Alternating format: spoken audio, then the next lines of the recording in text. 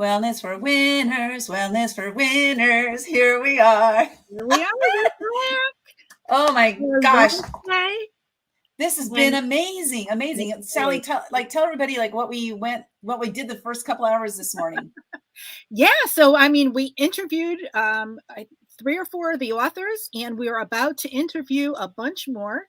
And we are so excited. And during this time, the book Wellness for Winners became a #1 bestseller on Amazon.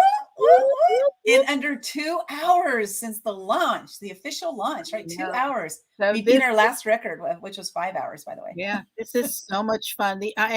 We're in this private little messenger chat, and everybody is just so excited. Oops, wrong thing. So yeah, so that's great. We're on fire. We're on fire. And this has been such an amazing, amazing journey. And, this book, Wellness for Winners, came together, to share people's journeys about wellness. And it was interesting because I thought, should I do a chapter in this? Like, my weight is the worst it's ever been in my entire life. Do I feel like I'm a fit? And then I realized that wellness comes in many, many different forms, from fitness to spiritual to mental. There's so many different areas.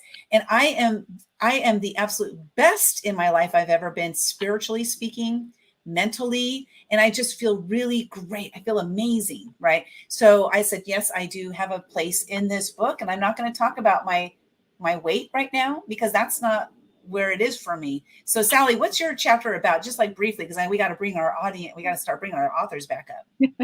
Yeah. Well, I talk about, the steps that I took into wellness, the steps that I took to get healthy during these last 2 years, because it's been a journey. It's not always easy.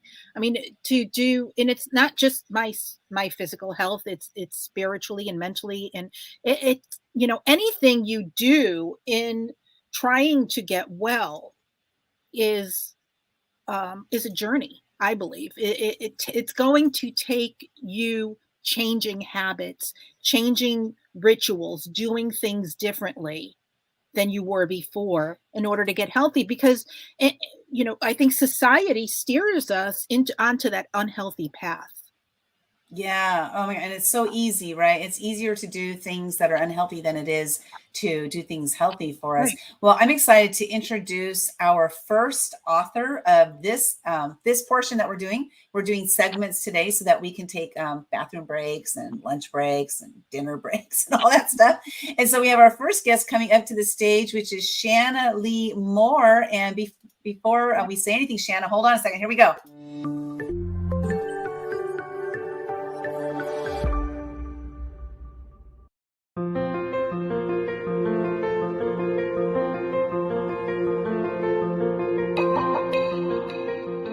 Shanna, I want you to tell your experience about launch day for the Fearless Entrepreneurs. That was exciting. I think one of the things I like most with the collaboration books is because we all have our own networks. And so when we're working together, that's how we can get to be #1 so quickly. And it's like you guys are watching the numbers and you're like, oh, we're number 10, or oh, we're number 3. Oh, this person beat us. We're back to number 2 again. And it's like a big giant contest. And so it's a lot of high energy. And kudos to you for doing 2 books 7 days apart, like that. I can imagine the energy that took, but it's very exciting.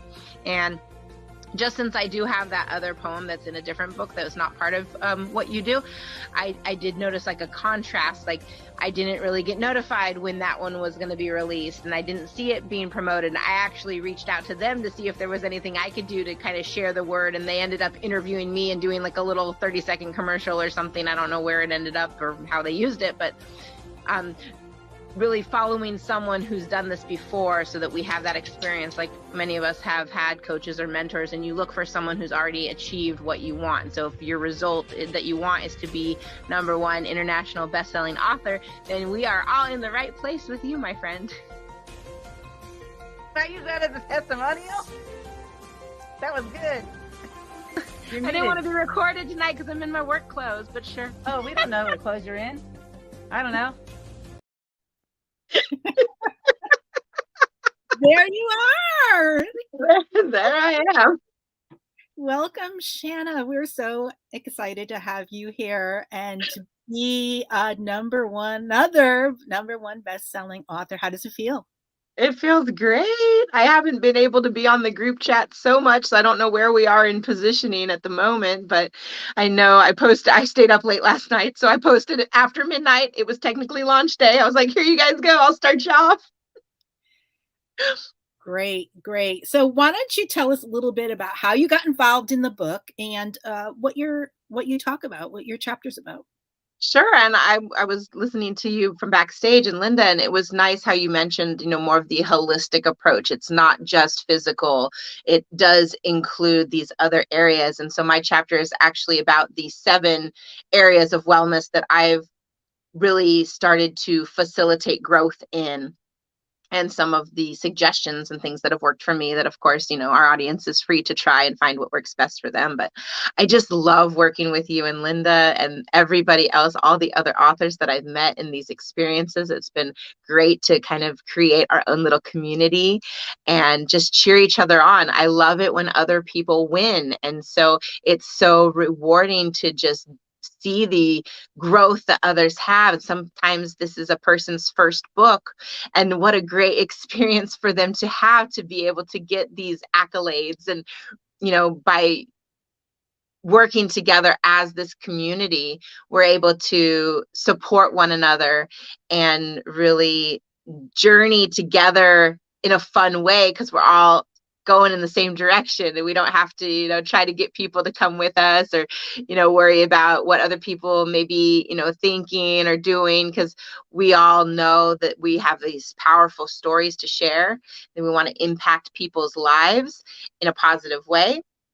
And what better way to do it than by creating these books and these legacies? And then also, because we give back to the charities, I think that's so great to really pay it forward and show the heart behind what we're doing.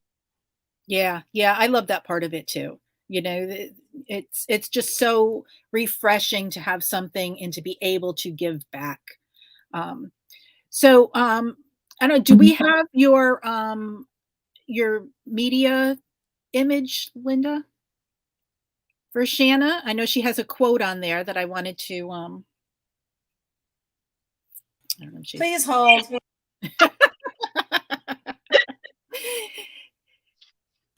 Talk about something else until I come back. Okay. All right. So why don't you tell us a little bit about your chapter in the book? Sure. Like I said, it's the 7 areas of wellness. That's not the exact title, but you get the point. And what I have done in this journey, so where I started maybe was more on the physical level, but then relational, spiritual, financial, all these different areas all combined to create the best life possible. Not one thing is just going to be like the only answer. We have all these subconscious beliefs, all these paradigms that we've grown up with, and different things we really have to rewrite about ourselves to get past the level that we've made it to. Like, my best thinking got me here. Now I need to learn new habits, new techniques, new ways of being to be able to facilitate more growth in my life. And I have kids. And so what I do, whatever I learn from me, then I can in turn teach them. And one of the other books we have coming up, about the book I read, I get to share that book I shared with my daughter. And she now has almost twice as long to benefit from that material or that information. She will, of course, in different seasons of her life, get more out of it if she chooses to reread it like I did. But the fact that she even has the awareness of it. Like, I posted my thing today, to help us beat Tony Robbins. And someone's like, who's Tony Robbins? And I didn't remember that I have a network of people that aren't into personal growth and development yet. And maybe they don't know who Tony Robbins is. And I was like, oh, well, let me share these things with you. Yeah, and that's the nice thing about being in these books and the ability for us to influence our sphere of people. our family and friends, and being able to reach out to them and introduce them to maybe a new book or a new concept or something that's going to help them going forward. So in your quote here, in addition to what I put in my body, I also need to be mindful of what influences my mind. Stinking thinking doesn't do anybody any good. So why don't you talk a little bit about that stinking thinking? And is there anything that you do, that you can share to get rid of that and to clear our minds and to make it so that we're not that way? Absolutely. So we learn through repetition. And so that's, they call it programming for a reason. And we have the power to choose what we want to program ourselves with. We can watch the TV or listen to the mainstream news or popular music at the time, or we can really search out audiobooks, podcasts, different things that facilitate a new way of thinking. A lot of us have heard about the 95%, and that, 95% of the people only have 5% of the wealth, and the other 5% of the people have 95% of the wealth. And that's because of what they were taught growing up and their, habits that they've created. And so as we want to transition to have more growth in our lives, whether it's spiritual, physical, financial, whatever it is, to find those mentors or those coaches or those people that have done what we want to do and to be able to learn from them. There is really no reason to reinvent the wheel. It is a lot harder. It takes a lot more effort than just finding something that's worked. And what I love about doing the collaboration books is we get to hear multiple stories, because everybody's unique and everybody has something new to share. But what I found is if some people start to overlap the things that they're sharing, like if you hear it more than twice, it's something to kind of take a good look at, because it means it's got a pattern that it works. And so there's, systems engineers that create these wonderful things. And it's like, why would you want to try to do it a different way? So I actually, in 2020, when we were shut down, I was introduced to a new friend of mine in Texas that I actually got to go and visit, which was so fun last year. And, we use a special platform that has all these great personal development and leadership training materials on it. And that really helped me, because I kind of fell into a depression, even though I have these resources and I know these things. The knowing has to get from your head to your heart.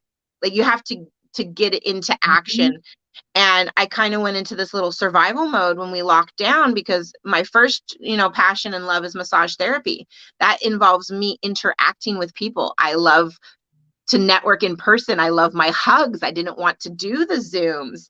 And then I had, on top of that, homeschooling, emergency homeschooling with my children, and, being in these new domestic roles that I've not quite flourished in completely. And so it really brought up a lot of feelings of inadequacy, or, some of my old negative thoughts that I'm not good enough, or how am I going to do, what am I going to do now?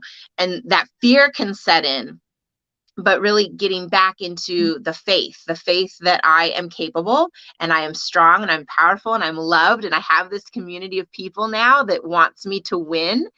And as much as I love to give that support, now it's being reciprocated, because a lot of times in the beginning of my growth journey as a giver, I would give to the wrong people, and then I would be left kind of empty. And you can only give from what you have overflowing and abundantly. And so if you still have that scarcity mindset inside of you, then it's not helpful for you or anyone else. It's like when you're in the airplane and they tell you to put on your oxygen mask first, like you have to be okay. And that's why I love what you do with the self-care, because you have to have self-care to be able to give back.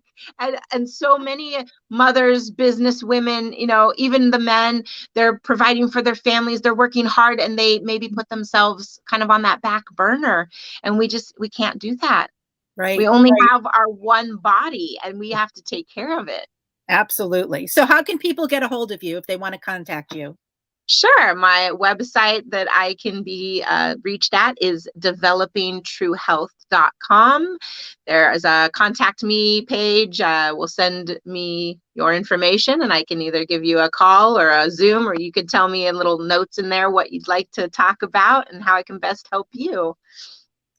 Thank you, Shanna. We love having you as part of this journey with us. And we hope to I know we've got some books in the works that we have we're going to be working on soon. So yeah, let's do it. What do you think? At least 2, possibly 3. So let's do it.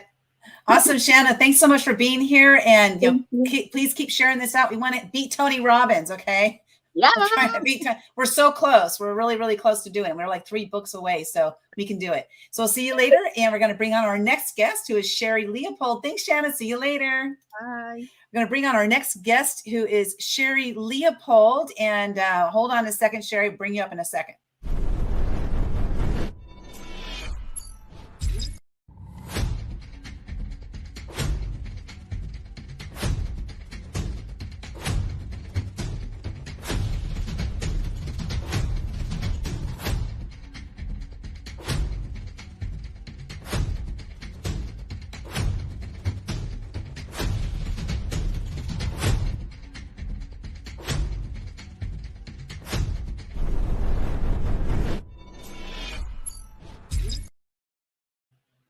Do you want to join? Hey, Sally, are you here? I'm here. Hey, if you want to join one of our future collaboration books, we're working a lot of different titles. Actually, Sherri Leopold coming up here is leading one called Fabulous After 50. We're not here to talk about that today, but if you want to join one of them, just go to actiontakersbooks.com and hop in. So we're going to welcome our next guest to the stage, who is Sherri Leopold. Sherri, it's so great to see you again. She was here this morning. Oh, what an amazing day. I'm like, oh my gosh, that mascara is still in. That's awesome. I love it. Well, you know, So Sherri launched us off this morning because this is Sherri and Evan Trad's brainchild. We're going to have Evan on a little bit later today. But so Sherri came on at the very, very beginning to get us launched off at 7 a.m. Pacific time. And super excited to have you now where we can actually spend time interviewing you. But Sherri, before we do that, I got a surprise for you.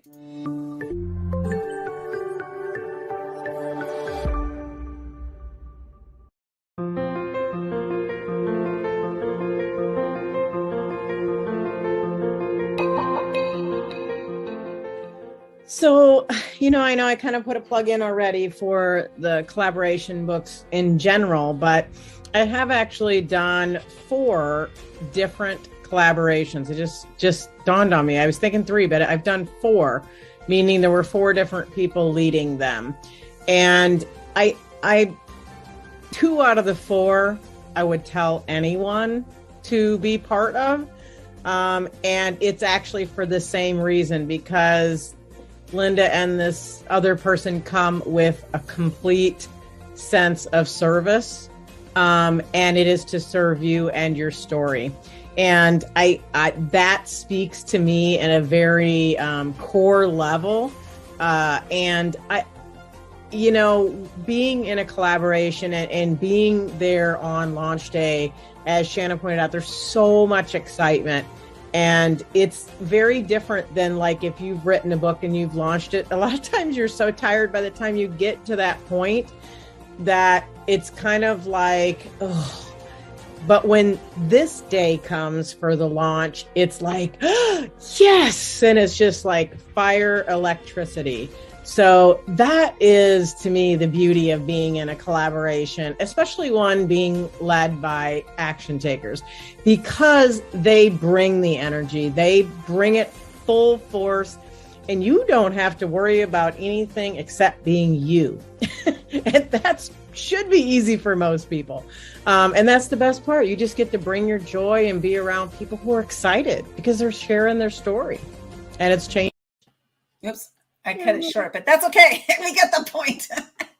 Sheri, thank you so much for being part of this and for believing in us. And, this project, Wellness for Winners, there were some ups and downs along the way. Some of the other authors have shared a little bit about that journey. And here we are. Here it is, launch day. And we're already a #1 bestseller in one category. So we're looking to shoot that up to all of the categories that we're in. And our main goal today is what? To beat Tony Robbins. Tony Robbins.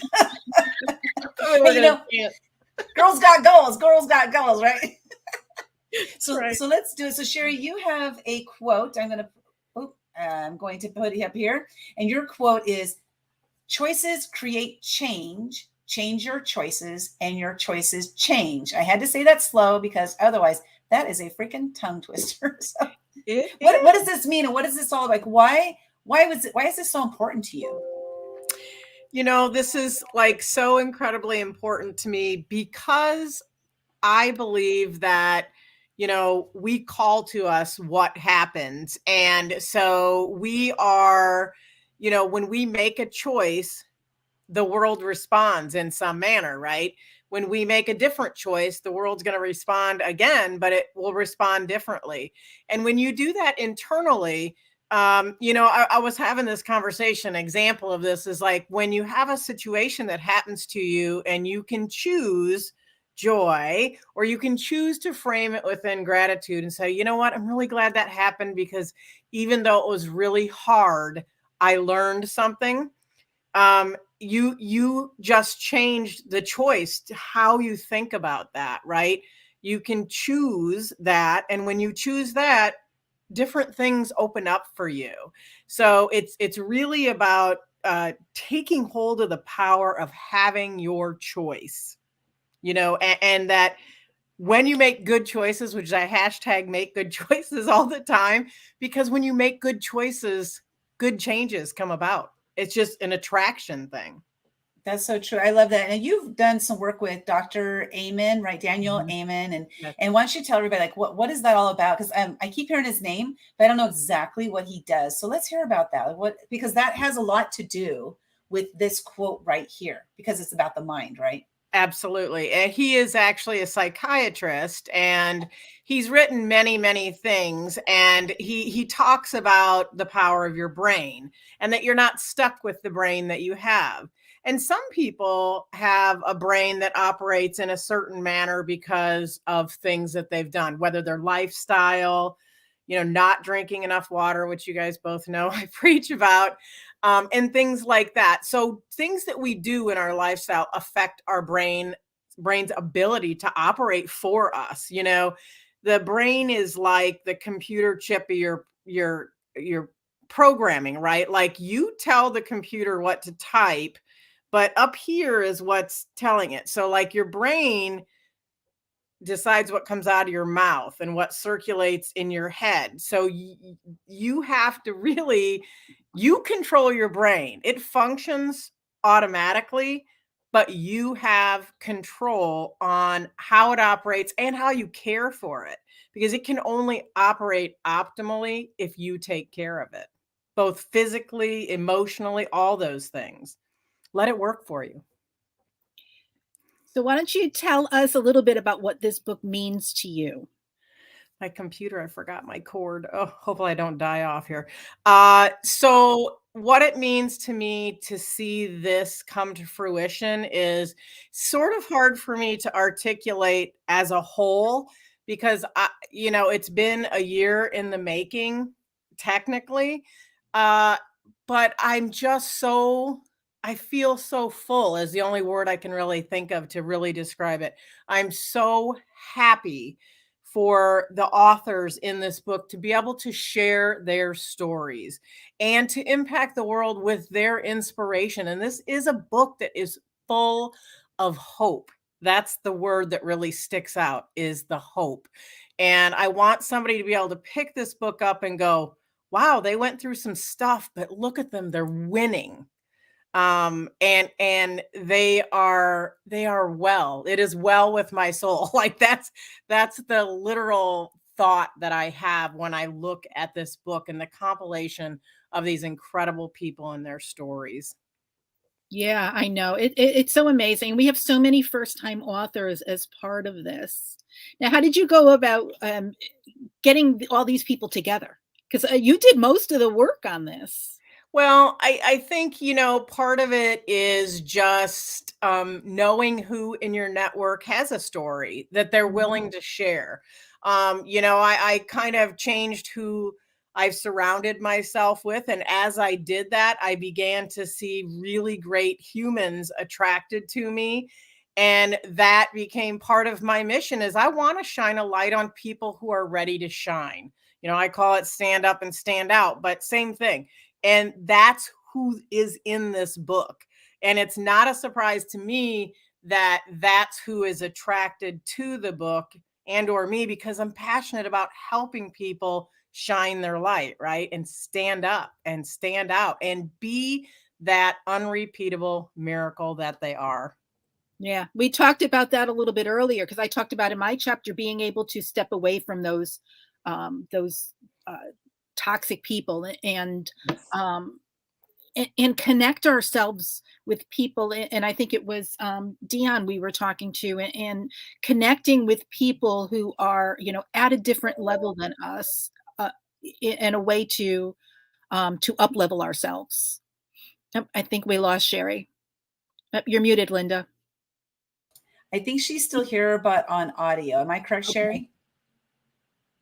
Okay, I think we lost her. I think her battery died. Okay, so we'll keep her up here just in case she's able to come back in. So you're just talking about this book, Wellness for Winners. I put this little banner up here. Help us pass up Tony Robbins. Get your copy of Wellness for Winners today. Hey, sometimes we just got to beg for the things that we want. And that's what I'm doing today, because we have this goal, we have these new authors in this book. And I remember when I got that first, number one, it was so exciting. How did it feel for you, Sally, when you got your first? Oh, First, I remember. bam, I remember that day in October 2020, and I was so excited. And my first time being interviewed, oh my gosh, I was so nervous. And it was Whitney, our friend Whitney Wiley, who's a good friend now, but I had no idea who she was. And she interviewed me for the first time, and I was like, oh my gosh, what am I going to say? Am I going to say something, I'm going to embarrass myself or whatever? Right. Now, not that I worried, but I was just, and it was just a real exciting thing to go through. And so I know where all of our first time authors are today. And I know that, I'm reading the chats and I'm seeing how excited they are. And, I want to thank Sherri and Evan for saying yes, because, that was huge. And to help us, to help us get this book off, our first book is fabulous. And so, here's Sherri and Evan who come through and say, let's do it. And so, and they believed in us enough to, and, it was just so, I don't know, the way it all came together was just synchronistic, right? It was synchronicity. And that, they were looking for somebody, and we were the ones that I said, hey, let's do this. And here we are doing it. And here we are, launch day. It's been a year in the making, like Sherri said, from the idea, the inception, Evan and Sherri had this idea, and here we are on this launch day. We're going to pass up Tony Robbins. I just know it. I think in the next hour, we are going to. I'm watching the stats. We're going to leap over him, so grateful. I'm sorry I got kicked off. This is what happens on launch day. I burned my phone out before 11. And oh, God. I actually ran through my computer as well. I just want to say thank you. I'm so, so grateful to both of you for taking this on and taking us on and treating us like we are your babies. And it's been such an incredible process and journey to be part of, and really effortless. And I can't say this enough. If you're looking to have your story be told, this is a beautiful place to do it. Oh, thanks, Sherri. We weren't expecting that testimonial, but we'll take it. We'll take all these testimonials. So Sherri, we have a couple of minutes left. Do you want to just share with us how people can get in touch with you? What can they find when they go to SherriLeopold.com? Sure. So I would love to connect with great human beings. That's one of the things that I am so passionate about. I love people. And I do that a lot of ways. I host a couple television shows, one that's just getting ready to launch. I do interviews there, and y'all are going to be my guest. And so I'm very excited about that on that one. That's Mindset Makeover.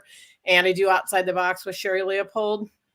I also have an initiative that I believe both these beautiful ladies are going to be in, which is actually going to be the first annual WOW Awards for 2022, which stands for Woman of Worth Award. And so I'll be honoring those women in March for Women's History Month.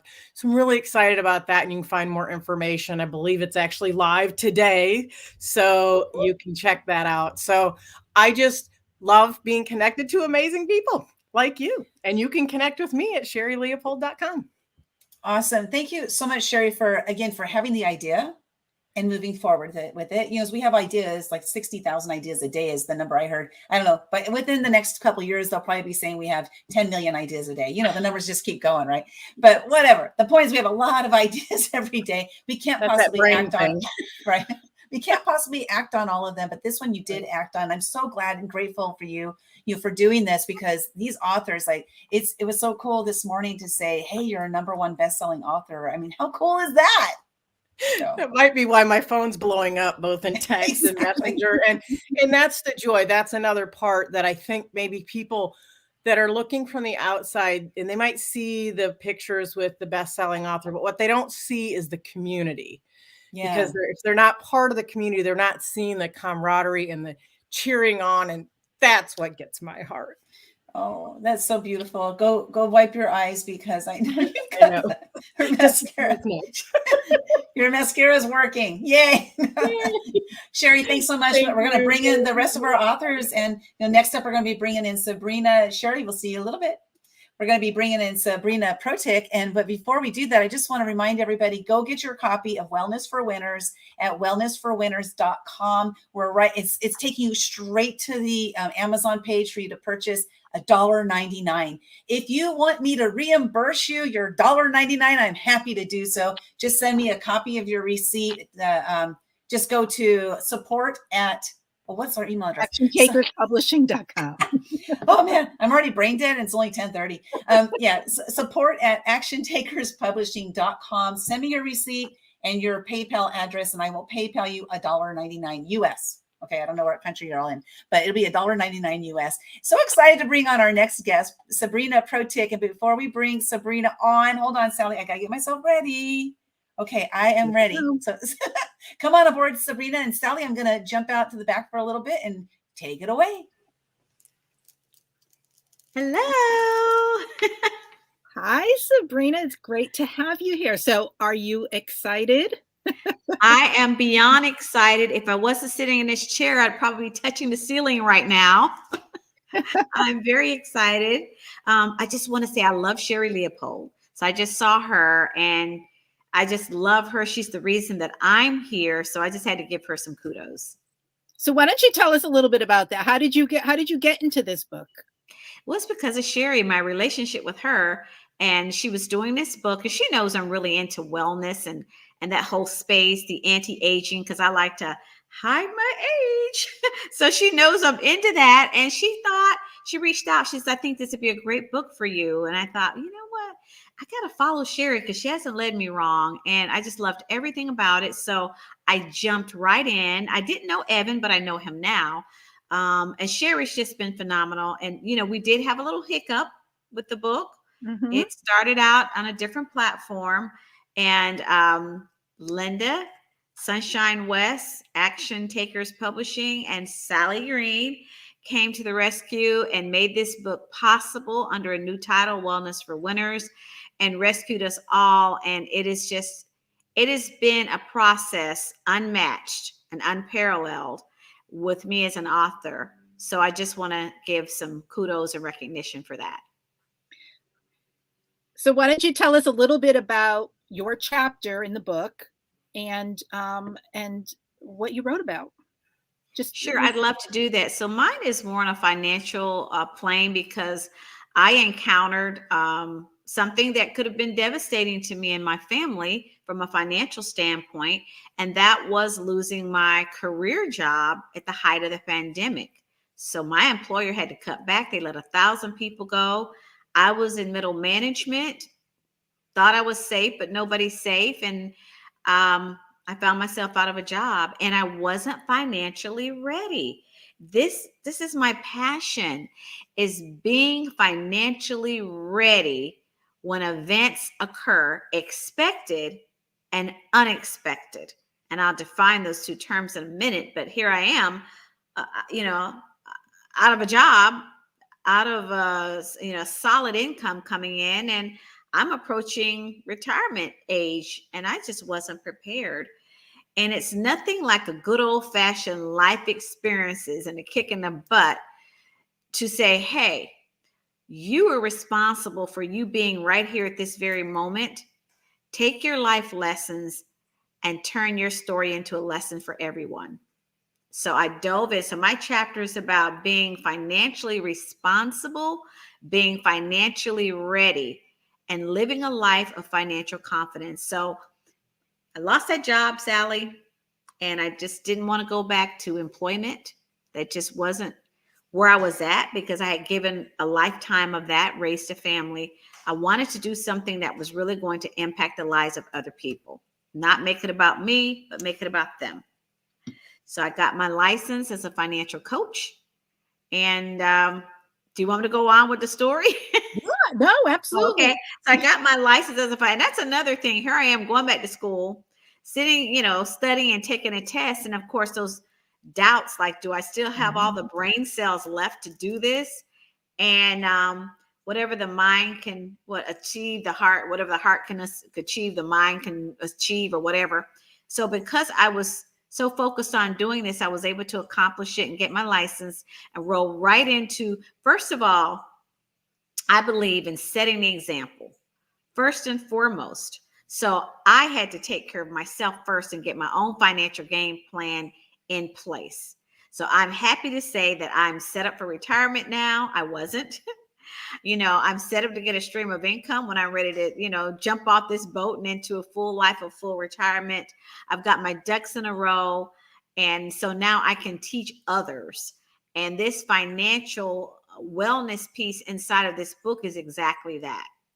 I am paving the way for you to align yourself so that when you're ready, remember I said plan and unplanned events, when you're ready to launch the boat and retire, you're financially ready to do that, and beyond Social Security.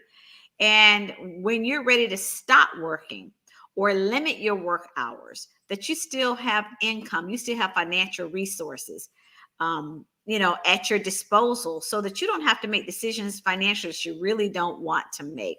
So gaining your financial power, and this is not a sales chapter. This is a chapter on education and resources and the things that you should sit down with your family, your significant other, if you're single, see what it is you need to do to devise a plan. Seek some help from a financial professional or a coach, such as myself. I'd love to help you, but if you have a relationship with someone else, that's great. The important thing is to do something.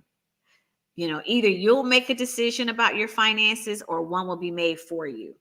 And you might not like those choices and those options. So financial wellness is very important in this book of, wellness for winners. Yeah. Well, the thing is, when you're financially strapped or just living paycheck to paycheck, your mental and emotional and relationships are all affected by that.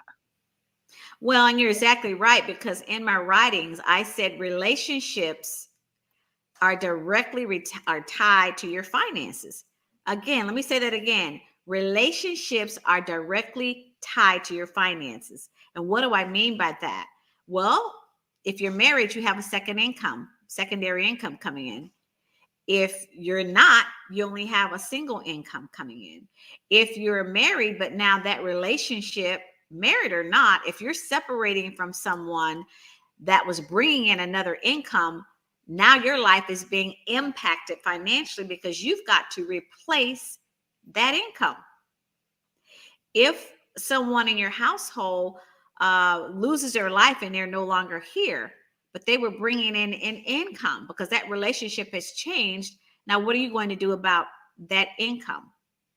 So relationships, even children, you know, if you're a parent, that's a parent-child relationship.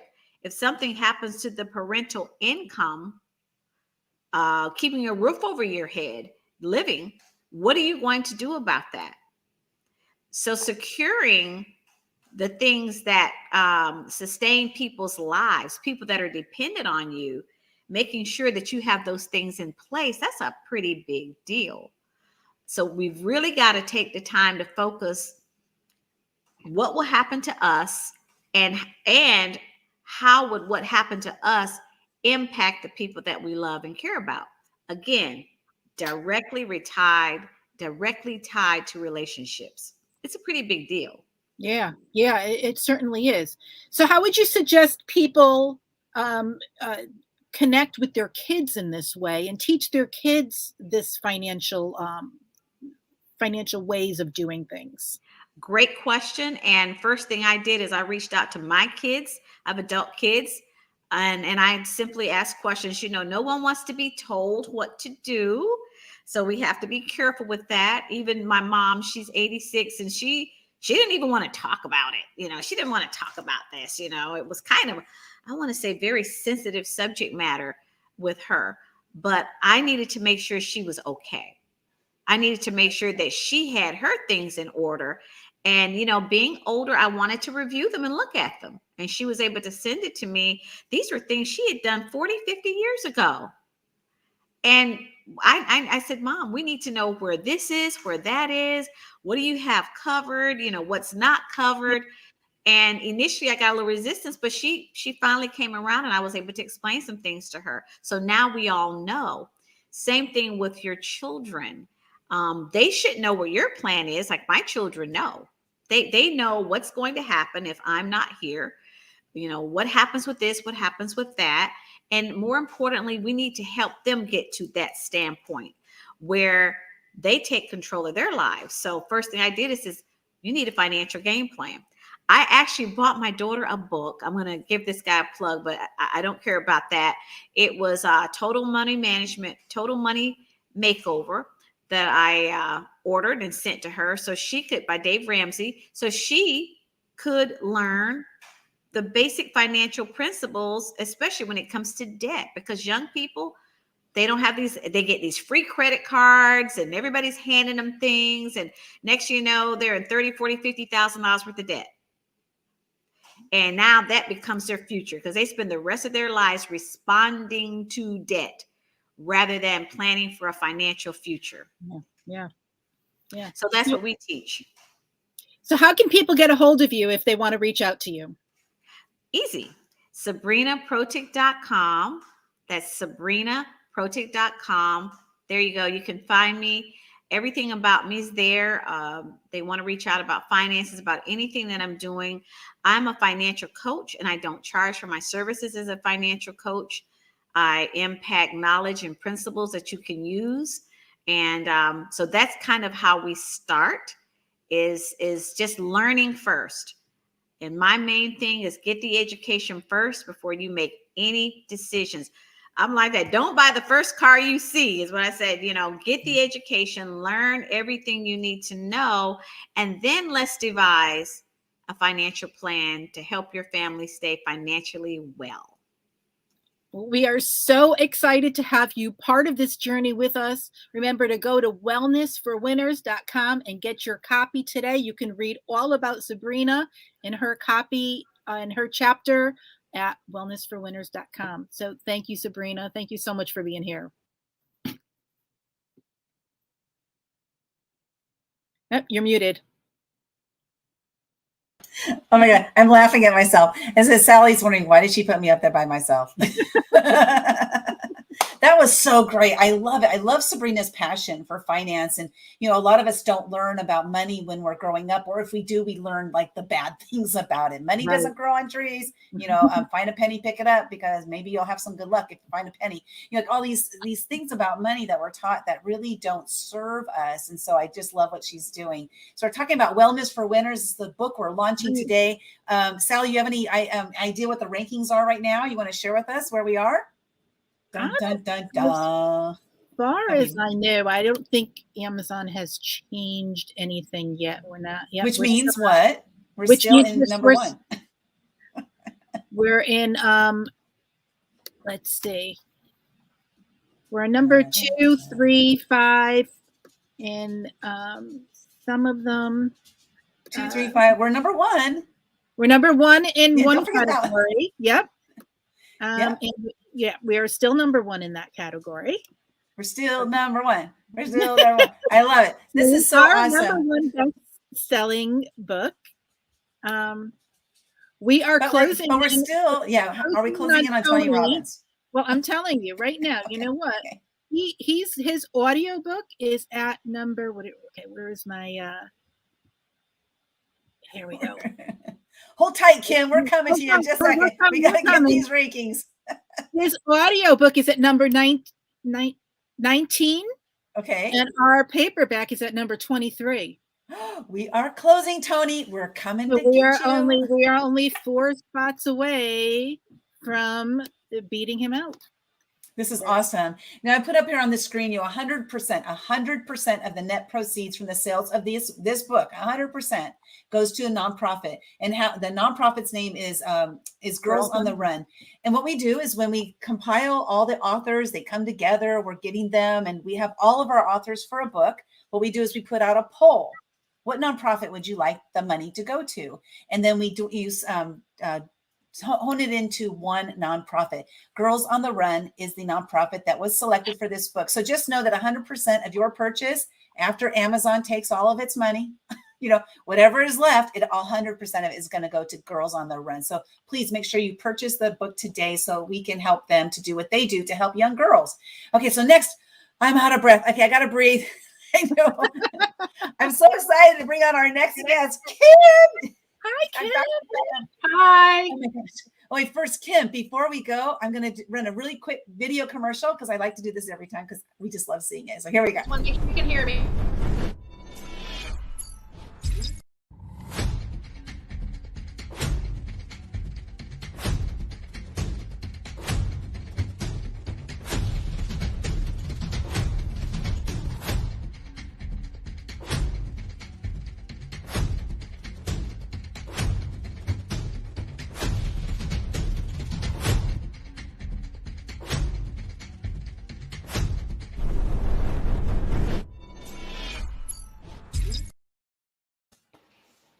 Kim, we're so excited to have you today. Hello. We can't hear you.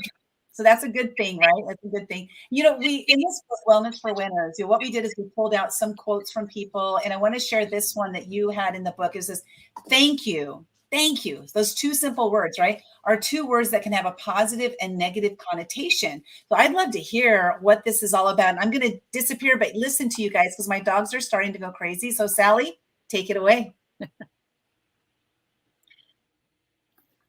So Kim, why don't you just tell us a little bit about your chapter in the book? Sure. Well, I can say that there are times when I can be around people that I have to look at them and say, do I want to get into a disagreement with them, or do I want to say thank you and be able to take away from that relationship or that conversation something that's going to be positive. So what I mean by that is sometimes relationships don't work out, and that can be when you're in grade school, high school, in your 30s, 40s, 50s, whatever it is. And you look back at that and you say, sometimes there is a reason, a season, or a lifetime that people are supposed to be with us, and it may not always be how we want it to be. And so we have to be able to step back and say thank you, because there are lessons that we are able to learn from each one of those. So I giggle sometimes because there are times when I think, oh my goodness, this situation didn't turn out very well, but I'm saying thank you because that allows me to move on and kind of close a chapter for that. So for me, that was a lot of growing, and I just like to be able to relish in that sometimes when I am saying thank you. So some of my friends that know that when I'm smiling when I say it, there's, are you being thankful, or is this a good or a bad, that kind of thing. And I say, well, let's talk about it. Let's talk about what I gained from this experience. So it's all about different experiences. And so that is why I titled my chapter, Thank You, because that's one of the biggest lessons that I've been able to learn. And I share that with my patients. Yeah. That seems to be a theme here today is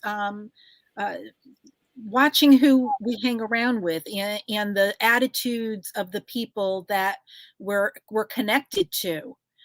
So I love that. Now, how did you get involved in this book? In this book, I was with, as a lot of the other previous contributors have talked about, I was with another book, the One Habit series, and Sherri Leopold was in charge of the book with Evan. And because of Steve Sambliss passing away, it was kind of, oh my goodness, now how are we going to get our message out? And it's because of Linda Sunshine and you that you guys took it by the reins and was able to complete everything for us. And it's such a blessing. I want to say thank you so much, because I think I met you also over Zoom a couple years ago. And it's just the people that we meet, that we come in contact with. And it's wonderful to be able to say, we've grown together. We took a situation that was not a good situation, and look at how many people are going to now be benefiting from getting more connections, meeting each other, being able to collaborate. And that to me is what is so exciting, is being able to meet new people that we never thought we would. If it wasn't for Zoom during COVID, I'm not sure how people would have been able to be able to stay connected. Yeah. And that was, I mean, I know, I met you, I met Linda, I met Sheri, all through, the first collaboration book that we did together. Yeah. And it was an experience. And it's been a journey ever since. And I'm just loving it. And I love the fact that I've met all these positive, uplifting people, and you and Linda and Sheri have just, shined that light in my life, and made it so much happier. It's just so I want to thank you guys too for being a part of all of this. So why don't you just tell us a little bit about who you are and the kind of work that you do? Okay.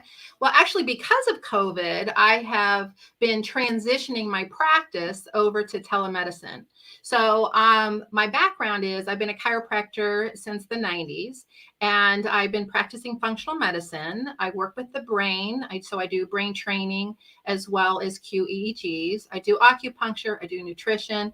So there's a lot of different things in my tool bag. However, not everybody needs everything that I have. So it's being able to listen to my patients and to determine what it is, it's their root cause of where I can start to help them. With COVID, I was not able to see them in the office. A lot of the patients that I treat have severe autoimmune issues. So they were at the high risk where they were not supposed to be leaving their home. And so with some of those people, I had to be able to just talk on the phone. We were doing FaceTime because not everybody's comfortable or knew how to get on Zoom. And then being able to, when Zoom opened up, being able to share, okay, how can I help you? Let's put your face closer to the camera so I can see you. Let's look at your eyes. I was able to send phlebotomists to patients' homes to draw blood, so they didn't have to have the fear of leaving their house. And then it's being able to review all these results. Because I'm a chiropractor and I am not able to prescribe pharmaceutical drugs. So that means I have a harder time, or not a harder time, but I have the hardest way of figuring things out, because I have to be able to have a solution that is going to be 100% nutritional, and it's going to be emotional, and it's going to be working with the brain, and it's going to be changing their habits. So all of those things you don't need a prescription for. So it's educating my patients to be making sure that they understand that it's not, you are not Tylenol deficient. That doesn't mean you need to pop a Tylenol every day. We have to figure out the reason why. Why do you think you need a Tylenol every day? Why do you think you're not sleeping well? Why do you think you walk into a room and can't remember why you're there? So I work with all those type of things with my patients, and being able to transition to telemedicine has been fantastic because of things like Zoom and FaceTime, where I'm still able to make the connection and help those. I'm in Illinois, and we're still masks. So, some of these other states, I feel, are so lucky that they can walk around and not have all of those restrictions. But we do have a lot of people here who are still in that, I don't want to say fear, but they're still in the question of, am I safe to go out? Am I going to a restaurant, and are they safe? So we have to be able to give a lot of options for people who still need to be not getting depressed in their home. I will say that one of the biggest increases that I've seen over the last few years is increase in anxiety. And that has probably been with teenage age kids. I've had some grade school kids that their parents are now worried because their kids are saying, I need to be on a pill, and it's like, oh, no, let's bring it back here. Let's talk about this. So we need all those connections, just like I was saying earlier about how I met you. Those connections are what builds us. So whether we are back in the day we had to handwrite letters, and we'd run to the mailbox, and we would try and see, did my friend respond? Did my pen pal, write back to me? Well, now we are such a instantaneous, world that we are like, I sent you a text message. Did you get my email? We're able to connect a lot quicker, which can be very good, because we have to remember those. We used to call them lock-ins when I used to serve food to those who were locked in all the time. Mm-hmm. And we have to be able to think about people who are still in that situation because they cannot leave. So for me, telemedicine has been fabulous. I love being able to connect with more people and being able to help them. Whether I need to send a phlebotomist to their home or whether I can send a kit, but it's finding out the root cause. And that has just helped calm people's minds a lot. I've been doing brain training all morning, so I do neurofeedback for that. And some of the reasons why we're brain training, on some people, it's because their stress levels are out the roof, and there are other doctors have prescribed certain medications, and it's the side effects from some of these medications that now I'm working with to help them get rid of. And then I have other patients that are coming here for peak performance. You don't have to have a problem to work on your brain. It's fantastic to be able to say, I'm in a place and I'm just needing to have better focus. So that's the type of thing that I do with my patients. And I have patients that are all over, so you don't have to be right next door, but thank goodness for places like Zoom and FaceTime. Yeah. So amazing. And thank you so much for being part of this. How can people connect with you? Sure. You can connect with me at my website. It's info@northshorehealthsolutions.com. Perfect. Is there anything else you want to share before we go? Are there any questions that you have for me? Well, just how have you enjoyed the process, and how has this been, or has it been different from the other books that you've been in? This has been fantastic. Number one, I love it when women come together and they collaborate. So that has been fantastic. And it also is giving so many new choices. You guys have different titles that are coming out. I think that if any person is viewing this and they have always wanted to be a contributor in a book, maybe they don't want to be able to write the whole thing, but they would like to be able to write with other people, your organization is something that is fantastic that people can participate in and kind of put their feet in the door and then be able to move forward from that. Yeah. It's a good way to get started in the publishing business and to get your book out there. Hello, Linda. Hello. I mean, that was great. I loved it. And I loved hearing, the thank you, the differences, the positive and the negative, because I never really thought of it that way. So thanks so much for sharing that. Everybody, you got to get this book, read Kim's story and all the other 29 authors. And we look forward to having you. Kim, thanks so much. Like, we're out of time. I like to stay on time. That's one of the things I'm known for. We'll see you in a bit. Watching. Yes. Awesome. Thank you so much. We'll see you soon. Oh my gosh, Sally, that was amazing. Absolutely amazing. Again, I'm loving all these authors, and, reading their chapters is one thing, right? But then to actually talk to them in person and hear the insides of why, like, why this chapter, why this title, why. I love the whys. Right. I just love what Simon Sinek, I think he says, to, like, you need to know what your why is, because this helps you to drive you. And this helps us to see, like, into them and what they're all about. This has been fantastic. I absolutely love this. We have our next guest in the lobby. Let's see what we've got going on over here. We've got Sherri Leopold saying she is the best. She was referring to Kim. I agree. Look at us all grow together. Hello, ladies. Kim is extraordinary. Financially well is everything. That was when we had Sabrina on earlier. But we just have so many more great guests coming up. And we're going to bring Debbie Morton onto the stage in just a second. But let's watch a commercial.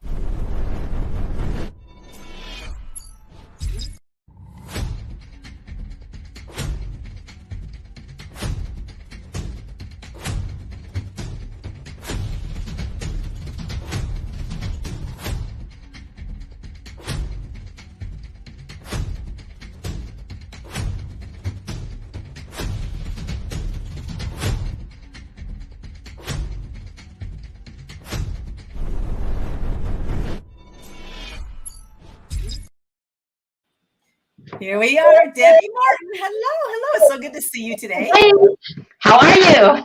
Oh my gosh. I'm great. Your sound is a little loud, so maybe you can just turn it down a little bit. I'm going to share with you that I just love your chapter, and I loved what you did. I want you to talk about this a little bit before we really get into this, is when you first submitted your photos, I think you maybe submitted one photo, because what we do is we have them submit their chapter, their photos, and then their bio, right? So we can put everything together. And then you saw somebody else's photos, I think, and you were like, I'm going to mix it up. So you created some really, really fun ones. And I just want to know, like, what were you thinking when you were putting together these, you have some pointing up, you have some pointing around, you have just some really fun photos there. What were you thinking when you were putting those together? But, it's funny because I do online marketing. And so I had like a whole bunch of different types of photos, and sometimes it's like you just get ideas from other people. It never even dawned on me to use some of those that I use in my everyday self to say, oh my gosh, it's perfect for this book. Once I saw what you were doing, I thought, I'm going to send you these. So awesome. Yeah. I love it. And thanks for sharing that, because, the thing is that one thing that I'm working on, because, branding, marketing, right? This is like something that's really important for us to know what we're all about when we're doing that. And one thing is, like, I love having fun. I'm a goofball. I say goofy things all the time. People laugh. And I used to think, oh, they're laughing at me. But now I realize, what, if they're laughing at me, that's okay, because I'm still going to be me. And so what's happening is, as we're morphing and turning this into what I really want it to be, it's been a lot of fun, seeing the fun images that people are submitting, and just me showing up and saying those goofy, silly things and not worrying about anything. So I want to talk about your quote here that we picked out. This is just one sentence of your entire 2,000-word chapter, right? You said, the journey to success is rarely, if ever, easy. It takes struggle, persistence, learning new skills, tenacity, consistency, and stepping way outside of your comfort zone. So you had your title of your chapter, Stress Kills and Losing $1 Million Sex. When I saw your title first, I was like, what the heck? That was my first thought. And my second thought was, I got to read this and find out more about this. And so I don't want you to give it all away, but if you can tell us, like, the journey that you're talking about, because there's so many different ups and downs, turns and sideways and stuff. So tell us a little bit about your journey and this million, like, what the heck? How'd you lose $1 million? Were you in Enron like we were? Yeah. No, it is funny because my journey is, I spent 20 years in corporate America, and I had that entrepreneurial spirit, but I just didn't know how. No one was there to tell me how I could have a business or how to start a business. Finally, when I was in my 40s, maybe late 30s, 40s, I actually bought a business, and my former husband and I, we had a brick and mortar business for about 7 years, sold that, took a year off, bought another brick and mortar business. So I've been a business owner. I know the journey of being a employee. I know the journey of having a brick and mortar business. And I ended up closing my last business. It was a home care company. The stress of managing a lot of employees in the homes of seniors, I closed that. Was just getting married. I remarried at the time. And right about that time, both my husband and I realized that our entire retirement savings were invested in 2 different Ponzi's. And so literally within about a 4-month period of time, I closed a business, got married, and lost $1 million. And at the time I was 56, my husband was 66. It's not like you could just go back to work for corporate America. I'd been out of corporate America for so long. And it's like, what do I do now? Like the stress in that moment was just, and it wasn't just the stress, it was the embarrassment of it. It's like the fact that we made such bad decisions. We're smart people. How do we make such bad decisions? But it started me on a journey to how do I then earn this back? Like, what can I do? And the only way that I knew I could do it was through an online business, being able to, because I wanted a laptop lifestyle. I wanted to travel the world. I wanted to be able to work from my phone or from a computer. And what I realized is, in anything that we do, there's learning curves. Nothing's easy. You can look on the internet. It's like, start a business quick, do this and make $100,000. Everything seems so simple, and it's not. Anything that you're going to do is going to take some time and consistency and skills. And that's really what I want to convey in the chapter, that first of all, it's not the end of the world. I know there are many people out there that can relate to my story. They've lost their entire retirements, or they've invested in a Ponzi scheme, or something they were invested in went south. And for those of you, I get it. I've been there. I know that feeling, that knot in your stomach. What am I going to do? What am I going to do? Yeah. And I think that's important piece there is that, first of all, because you had these emotions that came up when that happened, right? The embarrassment piece, I think, is the hardest sometimes to get through. And like we had a lot of, my husband had the majority, I think 90% of his retirement was in Enron. And we kept saying, it'll come back, because the market always comes back. It'll come back. And we went through this, it'll come back, for about a year before we finally cashed it out with, I think we ended up with maybe 10% of all the money. And so, we were devastated. And also we're smart people too. And so it's not about, I think that's like, for us, it was that challenge of, we're smart people. How could we have made such a bad move? But the reality, like if you look at the reality, I'd love to hear your perspective on this, because if I look back, I say it was a smart move when we made it. Yes. It was because of what we were told and what we believed. Right. So I'd love to hear your perspective on that. Yeah. For all of us, we all do the best we can with what we have. And in my case, for instance, my retirement account, it was a trusted financial advisor friend of mine who said, I want you to meet this other person. I just assumed that she had screened him, done her due diligence, and she actually ended up losing a lot of money as well. In my husband's case, he was with a company for 12 years. He had retired from Hewlett-Packard. He had worked there his entire career, took a lump sum, and for 12 years was withdrawing from this, what was later, determined to be a Ponzi. It is tough because you are smart, and then it's like, it's embarrassing to tell anybody. But what I've found, and we didn't tell anybody for a long time, for like 2 years, we never ever told anybody. We just stopped doing things. We stopped going places with our friends. If it costs money, we just like kind of like in the background. We'll go hiking because that's free. We ended up moving out of state. So in the moment, you feel like you're doing the best you can with what you know. And then you realize, okay, that wasn't a very bright decision. And the world just seems so bleak. Like, what are we going to do now? Like, this is like just devastating. But then you have choices. You can say, I can let this define me, or I can let this be the launching pad for something much greater. And I will say, look back, losing that money was probably the best thing that's ever happened in my life. I know, isn't it crazy? Like you think about things like that happen in life, and we can say, is this happening for me or to me? And we get, like you said, choices. Sherri Leopold talks about choices all the time. I love to talk about, choices, change your choices, change your life. There's so many things, and choices, the choices, here's what I truly believe is that when we make the choice or when we make the decision, we truly believed in that moment that it was the right decision. So why do we beat ourselves up over decisions that we made that at the time were right? You know what I mean? Exactly. I want to switch focus a little bit here. So we're going to talk about Wellness for Winners. This is the book, is this your first book? It is. Yay. Oh my God, you're a #1 best-selling author. How does that feel, Debbie? That's awesome. That is so awesome. And I almost didn't do this book. I want to give a shout out to Sheri.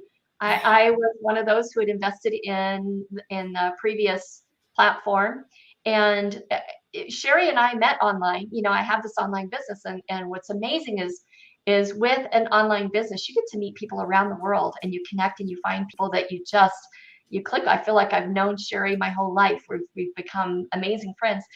So I initially joined just to kind of help her out, but I'm not into health and wellness products. I'm like, but Sheri, like, I don't sell any products. I don't really teach health and wellness. And she's like, but you have such an amazing story of overcoming stress, of overcoming the things that can hold you back.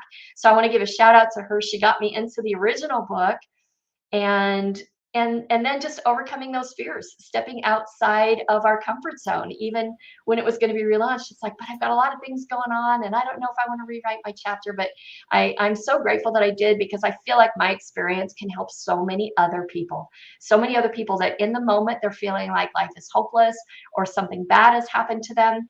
Or maybe they just want something more. They're an entrepreneur, or they're a 9-to-5 employee, and they want to get out of that world of being a 9-to-5 employee. Or maybe they're a solopreneur trading time for money or products for money, and they want to move into a business model. Or they're in a business model and they want to learn how to invest their money so their money makes money for them. And through this journey, I've truly, been a part of so many different mastermind programs, so much personal development. Because I needed to make money fast. I was already $100,000 in debt when I closed my last business, and I joined my first mastermind paying another $20,000. I'm like, well, I'm already $100,000 in debt. I have no money with another 20. And so it's sometimes just stepping outside of your comfort zone, but really stepping into who you are in the future. What is your purpose? What is your greatness? And I never had the confidence to do that. I never had the know-how or the skills or the direction or the mentorship to be able to get there. And that never would have happened had that event not happened in my life. And that's what I love, because you said, I was already at 100,000 in debt. What's another 20,000, right? So the mindset shift, like if you hadn't gone through that situation, you may not have moved into that mindset, because sometimes moving into that mindset is what propels us forward. And we have to, like you said, mentioning stepping outside of your comfort zone. I like to call it enlarging the size of your comfort zone, because our comfort zone is whatever it is, and we just keep enlarging. And, so this book, Wellness for Winners, first of all, congratulations on being a #1 best-selling author. What we're shooting for next is the international best-selling author. But most importantly, we're trying to pass up Tony Robbins in one of the categories. So, so we can say we beat Tony. I remember one of my books we did called Momentum. When we passed up Brene Brown, I was so excited, because that's a popular person. People know about this Tony Robbins guy. Not everybody, because we heard earlier somebody mentioned that they were talking about Tony Robbins. They're like, who's that? So not everybody knows who he is, but we do. And so we're shooting to pass up Tony Robbins. But I'm so excited for to have you on this journey. And your story is extremely impactful, and it does give people hope. And it's like, when I went to writing my chapter, so yours was about like that financial situation that you went through. Mine was more about mindset, right? So there's so many different elements of wellness that we really, we really can take part in. So thanks for sharing your story. And I would love for you to share with everybody, how can they get in contact with you? Awesome. So successwithdebbie.com is my website. It's actually under construction. I'm creating an entrepreneurial community right now, but inside of that website, there is a link to my calendar. And also, if you just want to email me, I'd love to hear your story. If you're watching this and hear, your journey, maybe some areas that you're stuck. So if you email me at Debbie@successwithdebbie.com, I'd be happy to respond to that email, learn a little bit more about you, and and just where are you in your journey? You know, where are you in your mindset, your journey for entrepreneurship? And that's, I just, because of this path I've been on, and like that quote that was there, it's consistency, it's taking action, it's never ever giving up, you know, just saying I can, I will, watch me, and making it happen.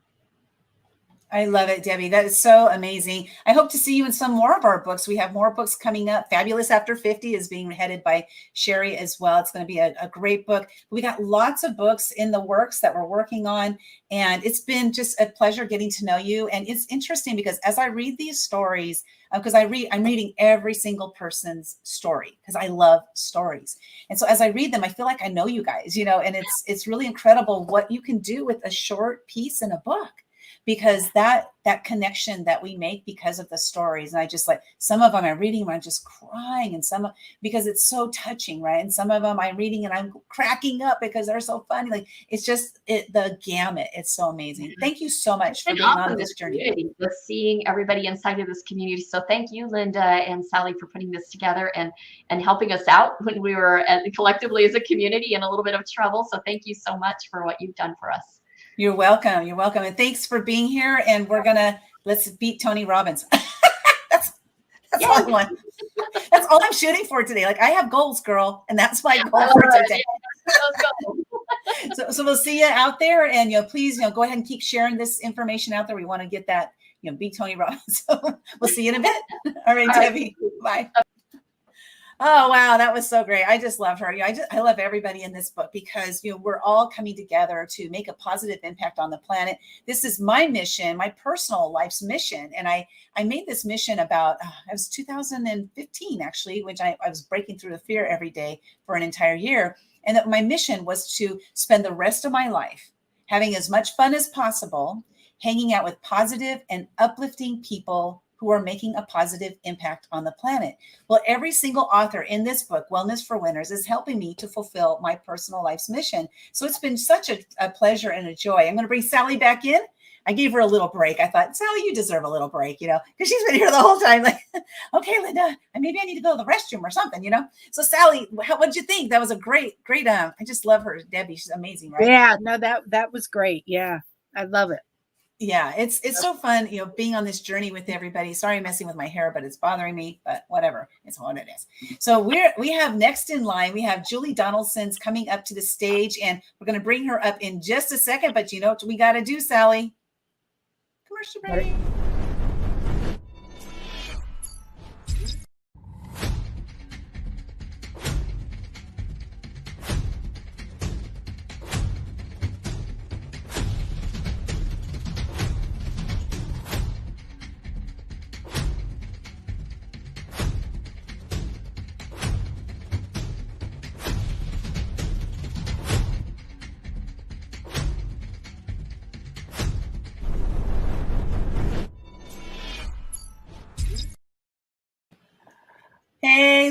Hey, ladies. I saw Julie clapping in the background. I was like, that is so cool.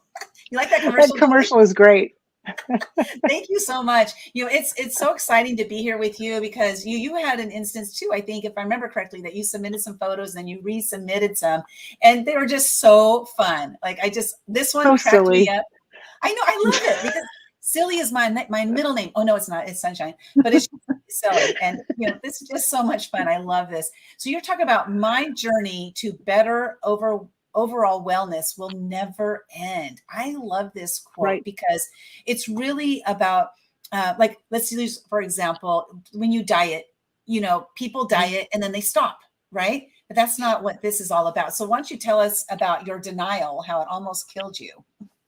Oh my gosh. Yes. I'm just honored to be here. Thank you so much for giving me the opportunity to talk with everyone today.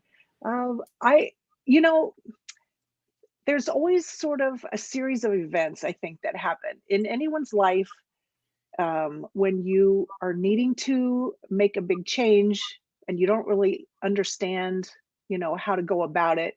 There's this, you know, a series of events that sort of lead you forward. And then you're like, oh, okay. I hear the universe giving me a message now, you know, like it's time. And and I just feel like the one step leads to another step and another and another, and it just is a never ending process, and not in a way that's tiresome or exhausting, but in a way that's exciting, because you know that incrementally you can do something small every single day and be a better person at the end of that day for having made that tiny little step.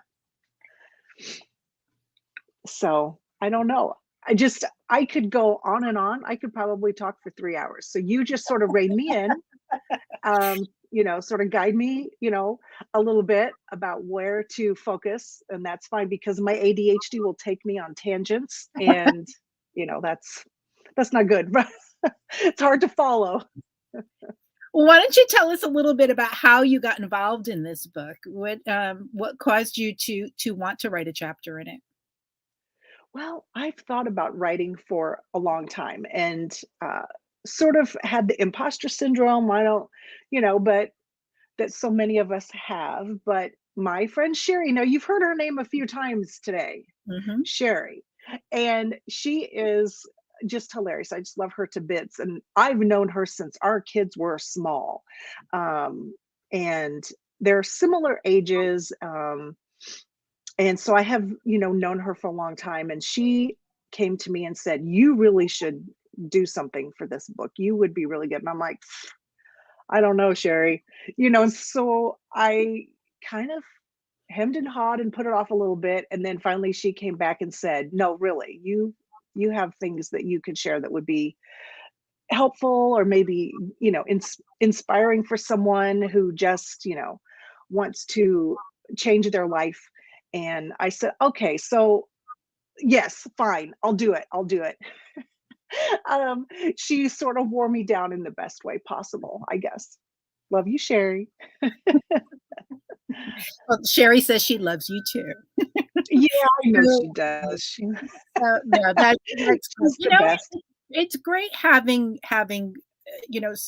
friends that are so uplifting, and meeting all of these people along the way that are part of this book.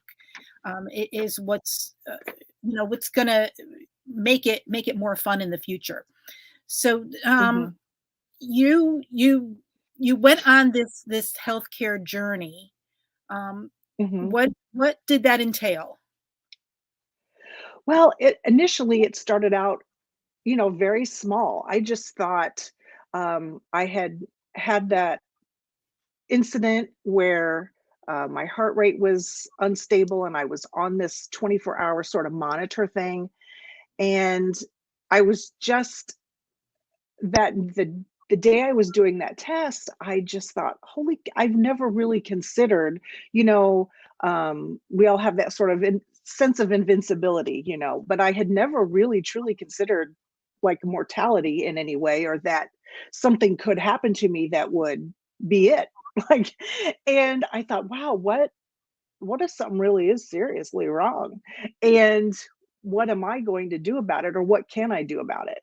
And so that just led me to doing one thing, just one small thing that I thought, if nothing else, this will be a good thing for me to do.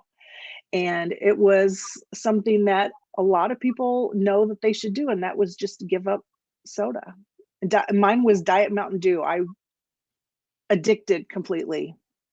I could drink it hot, cold, fizzy, flat, didn't even matter, and 24 hours a day. And I thought, okay, well, one thing I can do that will definitely be good for my wallet, because that's expensive to buy that much, and would be good for my health, is to just, if I could just get off of all that soda, I would be in a better place than I am now. So that was my beginning. Yeah. I mean, I used to be the same way. I was always a soda drinker, and Yep. I really gave it up probably about 5 or 6 years ago, and went to water and juice and that kind of stuff. But finding a replacement for it. What did you use as a replacement? Well, I just used just water. I sort of backed off of it in increments because Mhm. I've had those rebound headaches when you give up that caffeine and that Mhm. aspartame, and then the rebound from the withdrawal is not a pleasant experience. So I knew better than to try to cold turkey it. And I just sort of backed off really incrementally. And that's been 12 or more years ago now. And it doesn't even cross my mind to have a soda at all. Right. And just it doesn't even enter into my, thought process anymore.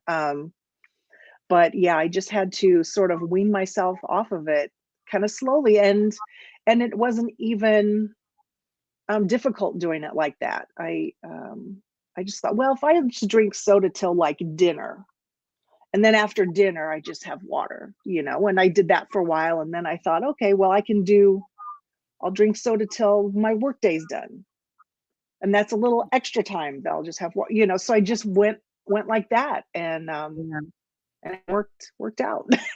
So Yeah, you know what you find what works for you. mhm. Because everybody's different and everybody has different things Yep. that work for them. So Yeah. finding that area that works for you is key. Yes. You know. It's So critical, and I tell all my clients that. I said, you really have to just consider your life an experiment. It's a series of experiments. You don't ever fail at anything. You just are experimenting, and some things stick and some things don't work so well, and you just move to the next thing. It's not a big right. deal. So is this your first book? Yes. And Yes. so what But have you exciting. thought what have you thought of the process, this whole process from the beginning, being asked to write your chapter until now becoming a #1 best-selling author on Amazon? That's so crazy. So fun. This is the most fun thing that's happened to me this year. And that without a doubt.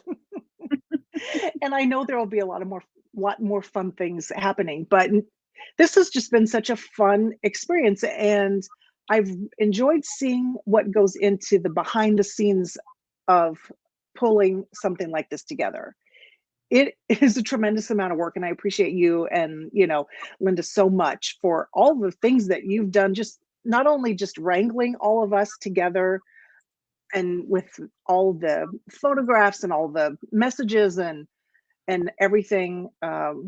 It's been a really great experience. And thinking on someone trying to write an entire book would be really daunting, but having the ability to work in a collaborative way with other people and not have to feel like it's all on me, really is like a low barrier to entry. Um, you're putting your piece into the mix along with everyone else, and it takes a little bit of that pressure off, and it's a little bit easier, and and then there's a lot more supportive and a lot of people encouraging you, and it's just been a great experience all around. Yeah, and I think it was Sherri that maybe mentioned it earlier about how, if you when you write your own book, and you become a Hmm. bestseller or whatever it is, you have nobody to celebrate with. I mean, maybe, you're a Hmm. couple of your friends and family, but at least with this, you're excited about it, and you've got all of these other authors who are also excited about it. So it That's brings it right. it brings it up to a whole new level, which is what I It's love like, about collaboration books. yes, when I was everybody remembers school and having group projects. It's like this is like a group project, like magnified in a really good way, because it's just everyone's working together for a common end, and it's just so much fun. It's just been so much fun. So if someone wants to connect with you, how could they do that? I have a website, juliedonelson.com. It's being set up as we speak. I've been working on it.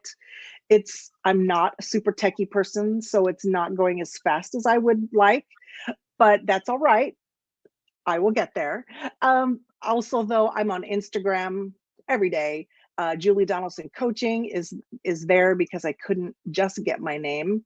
And on Facebook, I have a Facebook page, Julie Donelson, and I respond to messages in both of those places. I'm both of those places every day. And that's really the simplest way right now. So Well, we are so excited to have you on this journey with us. Remember, everyone, to go to wellnessforwinners.com, pick up your copy today so that we can pass up Tony Robbins. We're going to do that's it. right. I haven't checked the ratings in a while, so I'll have to go and do that when the next person comes on. But this has been just so much fun. Thank you, Julie. Thank you. Send us back. Let's do this. Linda, I can't hear you. I keep forgetting that I mute myself. So, okay, I will stop that as of right now. Okay, Julie, thank you so much for being part of this. It's been a pleasure getting to know you, and I look forward to getting to know you more in future. And congratulations on that #1 bestseller. Woo, Yay! Time to celebrate. That's right. Dance to the music. I haven't sung all day, Sally. Oh, that's why Sally's surprised. Wait a minute. This just in. I'm sending you. If I send you this link, can you pull it up? Yeah. Where are you going to send it to me though? Oops. Wait. I'm going to bring Julie. Julie. Here, let's bring Laura up too. Hold on. We got something. We don't know what we're announcing, but hold on a second. Can you click that link and share your screen? Yes.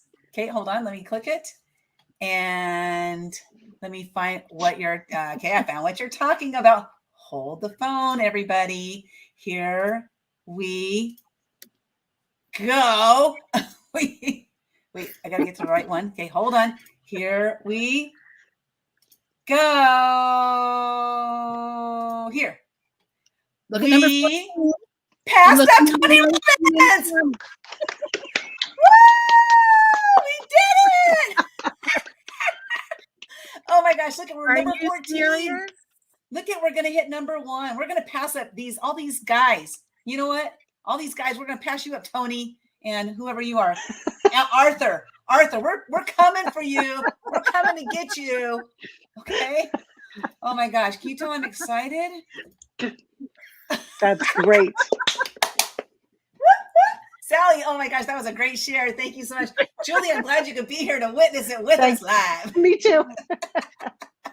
Well, we're going to kick you to the lobby because we've got Laura up here. So thanks, Julie, so much for being part of this. We look forward to working with you on future projects. Bye. Sounds great. Can't wait. Bye. And I also want to say that our paperback is #1 in where? In New Age. We are. You sending it to me? Hold on. You want me to send it to you? Oh, in this one? Hold on. No, New Age Mental and Spiritual Healing. We are #1 in our paperback. If you go to our paperback. I got so many tabs. I got like 80 tabs open. There's the link. My husband always says, "What are you doing? Why do you have so many tabs open?" I did the same. Okay, that link did not work for me to go there. So hold on. Oh, it's because I went to the wrong place? I don't know. Yeah, send me another link. All right, hold on. Okay, hold on, Laura. We got important things we're doing here. You're fine. When you said, "Watch out, we're coming," I thought of Sherri's, her poses with the fists up like, "We are coming for you." We're coming for you. That's right. You got that one? Well, it's in the StreamYard private chat. Okay, maybe it went to a different tab. I see #2. I don't see that. So we'll come back to that in a minute. Okay. I'll figure it out. I'll figure out what's going on. Something's going on behind the scenes with me. So we'll figure it out. Laura, welcome. But before we go, Laura, you ready? Here goes. Yes.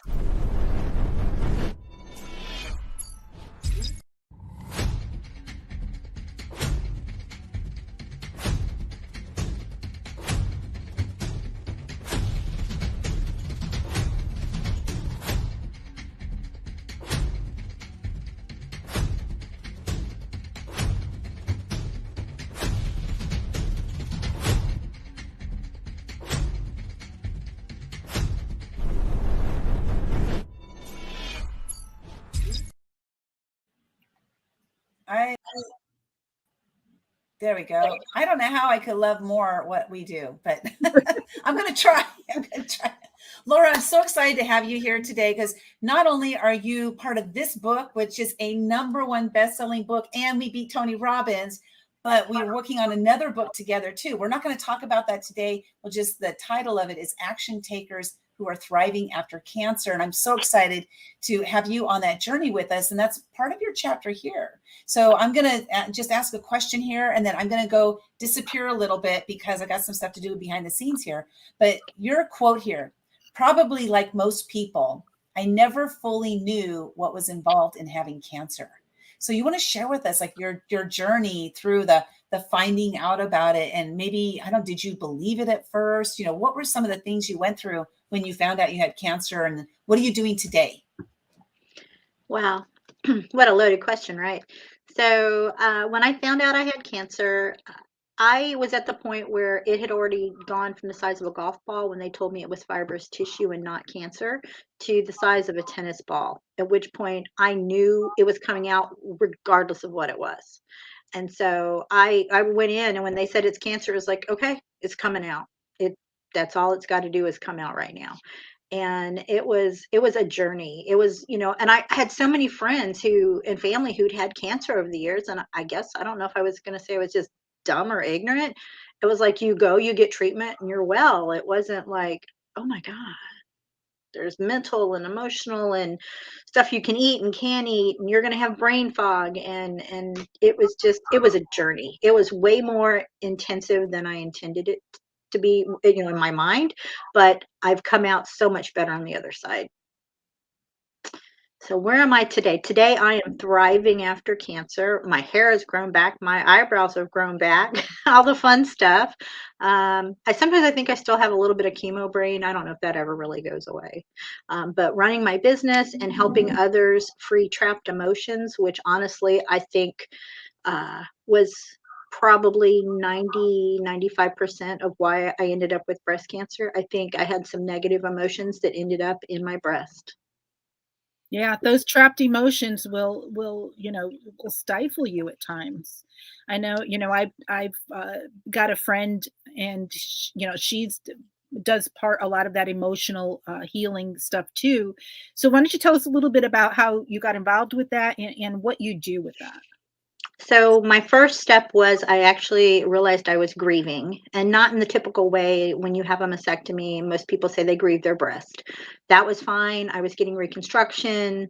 That was never an issue. The challenge for me was when they found a precancerous tumor on one of my ovaries, and they said they had to come out. And that meant the end of a dream that my new husband, Todd, and I, who'd been married a year and a half at the time, were unable to have a biological baby.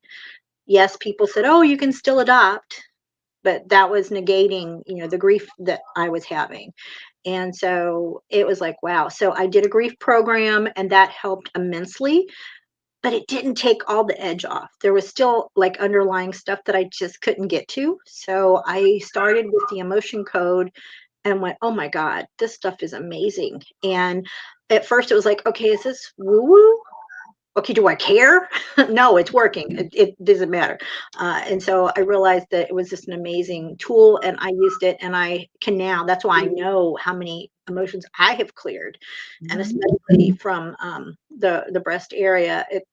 I know for a fact that that's why I had the cancer, but I also will say that I did have in my family, my grandfather had colon cancer and a great grandmother had breast cancer. So I already had the gene mutation to have it, because ovarian, breast, and colon run on the same mutation. So I did have that, but I didn't necessarily have to have it growing as strong and as intense and as aggressive as it was. And I do feel that the fueling was the emotions. So I now use the emotion code as well as the grief program to help others get rid of whatever is bothering them, whatever is holding them back in their life, whether it's a health issue, a trapped emotion issue, a fear issue, whatever they've got going on that's holding them back. We want it out of there so that they can live freer and happier as we know they were meant to be. So how did you get involved in the book in the first place? I was meeting with Sheri, and we were doing interview for her show, and she mentioned it, and it was like, wow, I've always wanted to write a book and have had several books going on and in my head. And then she's like, but it's just a chapter, so it's easy. And I thought, wow, okay. And that was short notice for us, coming in a little bit late, but it was so worth the journey, and everybody was so loving and would do the loving nudges opposed to, I need it now.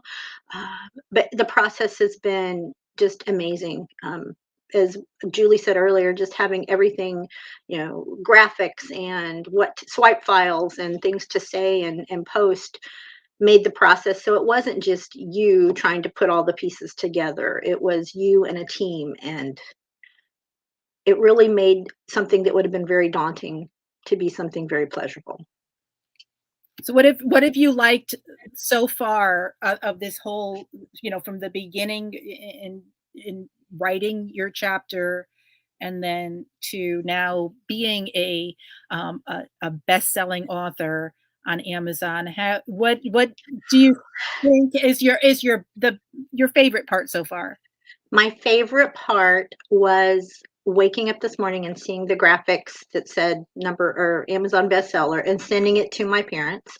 My dad has been writing a book for a number of years and has yet to publish it. And it was really cool and a little bittersweet to say, look, it's possible, Dad, but just to hear their praise and to text my husband that graphic and no, it's all worth it. It's, being able to share, because each of us have shared something really personal and how we overcame it. And I think that'll touch so many people as they're going through whatever they're going through. We all have been at different places, and that's what's neat about it. We can come alongside each other, help each other in the book, in the process, in the promotion, as well as help each other, become the best people we can be.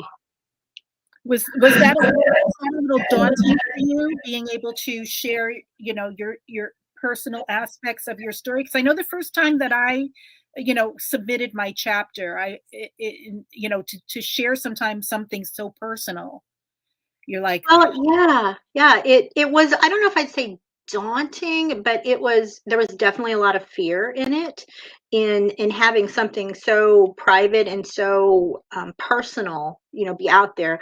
I asked everybody I knew for prayers. So it wasn't that I hid that I had cancer, but when they started talking about, the ovaries coming out and not being able to have kids, and then seeing everybody, or people who got married right around when Todd and I did, becoming pregnant, and it was like, that whole thing was just hard. And it was probably 2 years before I went to a baby shower again. And I remember going, okay, it's okay. And then to share, it was like, it was like taking me back to that same feeling of, pit in the stomach, going, oh my gosh. But if it can help somebody else, and the tools I've used can help someone else, then it's all worth it. I know God gave it to me or allowed me to have it for a reason, to help other people. And so with that, that's my goal, to help as many people as I can.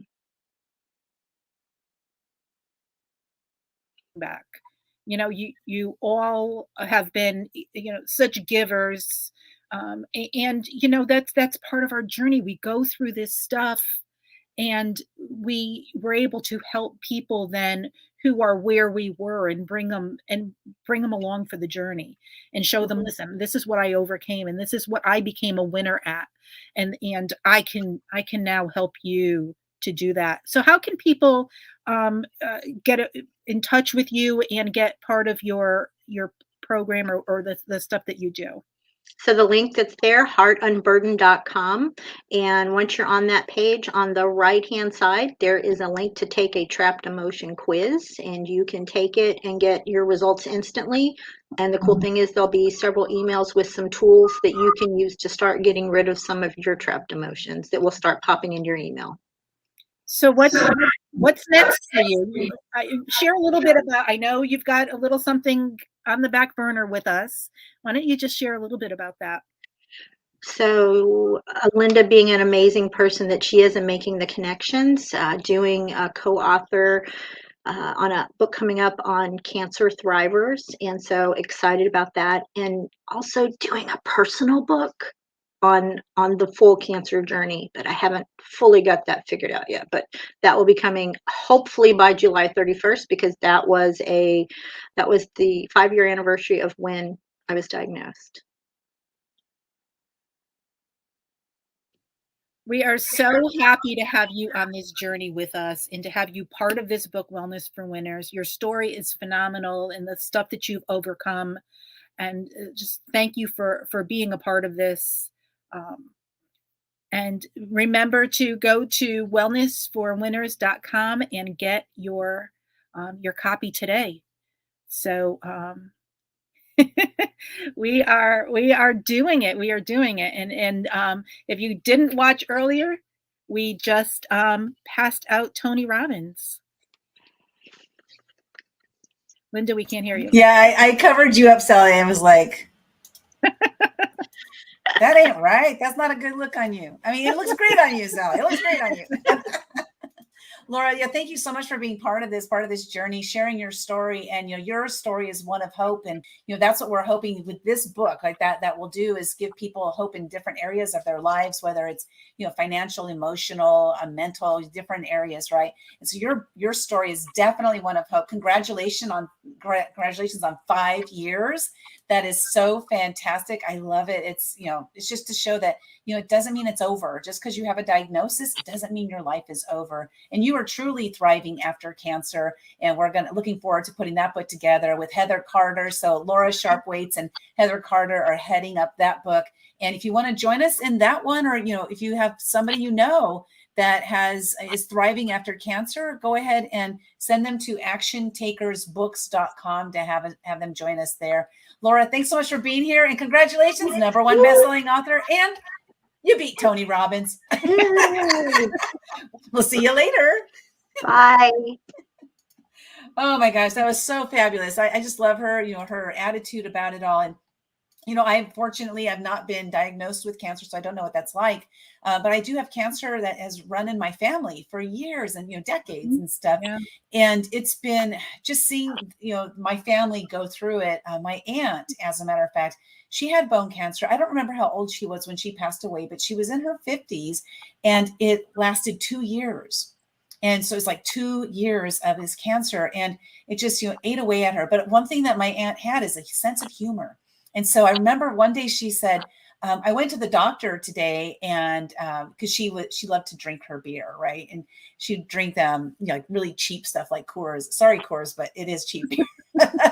So she should be, drinking her beer, and her doctor was like, you need to cut down the amount of beer you drink. Or she says, hell, you say, I'm going to double it. So she went from 1 6-pack a day up to 2 6-packs a day. She's like, hey, I'm going, so I'm just going to do what I want to do. And it was kind of funny as she just was like, I'm just going to do the opposite of what my doctor said. Who knows, she may be here if she hadn't, I don't know, but at least she did what she wanted to do. That's what she wanted to do.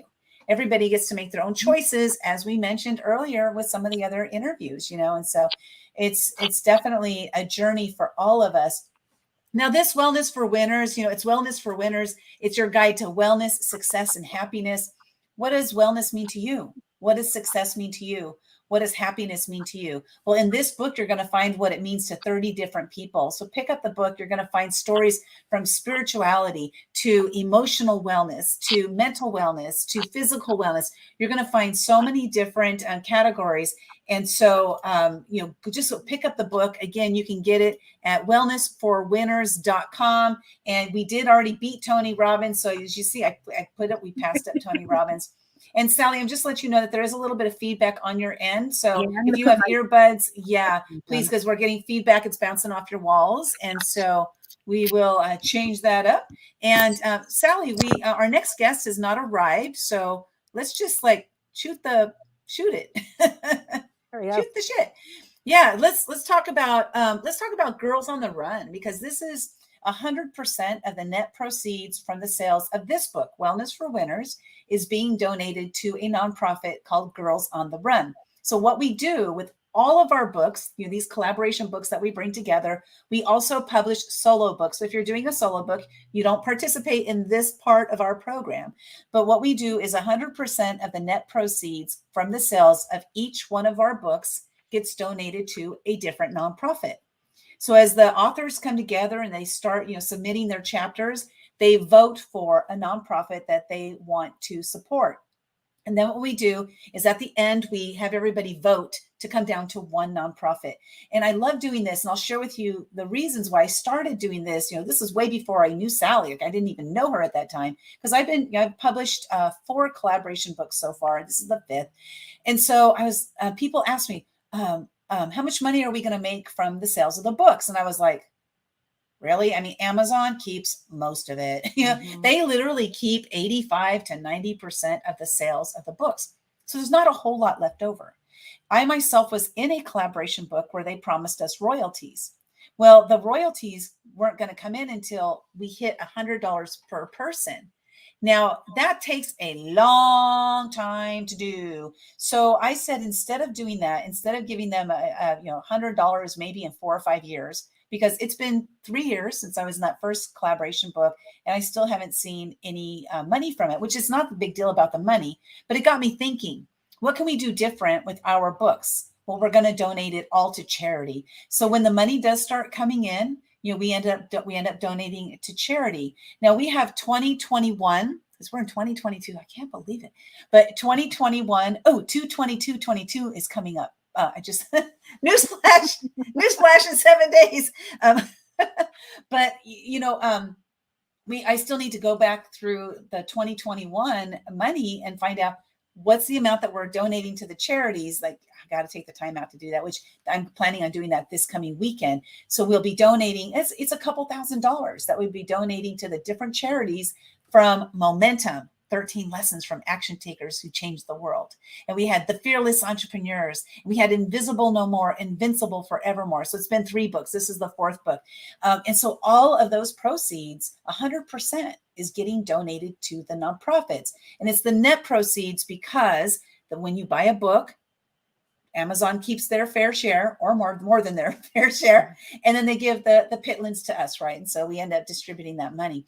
So I love doing this because, first of all, we're helping each other to find a nonprofit that we can come into agreement with. At least the majority of people have voted for it. Girls on the Run is a nonprofit that helps young girls, and it helps them to figure out basically, like, what's life all about and how am I going to live my life? And so, Sally, I want you to just talk about, this process. Like, what do you think about it? Because you've been in other collaboration books. I'm not sure what the process has been with all of them. I just know the ones that I've been involved in. So what do you think about this idea of donating to a nonprofit? Yeah, because when you think about it, and I was doing the math in my head with one of my first books, and when they were telling me that I was going to get, the royalties to it, and I'm like, all right, there's 150 people.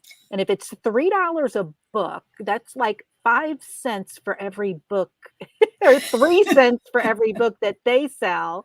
And then, then I need to get to $100 for me before they send it to me, and it's like, I can't see. That's what I'm over there. That's 300,000 books. Okay, we got this. And I'm like, even with the celebrities and people that we had in the book, I was like, I don't think we're even going to make that. Or even, if they had sent us, what are they going to send us? $100 each, and then what is that going to? That'll buy coffee for a month, and that's it. So. Yeah. But but I love the idea of taking the money and sending it to a charity, because in a charity that's near and dear to the hearts of the book and the theme of the book, that what we're working on. So this Wellness for Winners, this Girls on the Run, it helps girls get on track, and it teaches them physical and emotional and how to get their life as young girls, middle and high school age, and it gets them running, it gets them thinking about their health, it gets them thinking about their wellness. And when you're doing that, when you're exercising and you're doing that, that helps your emotions, that helps your brain, that helps you do things. So we can get these kids at a young age. That was something I never learned as a kid. We never talked about exercise. I mean, so, doing that with these girls at that age, I think is such a great place to be for the girls and for this organization.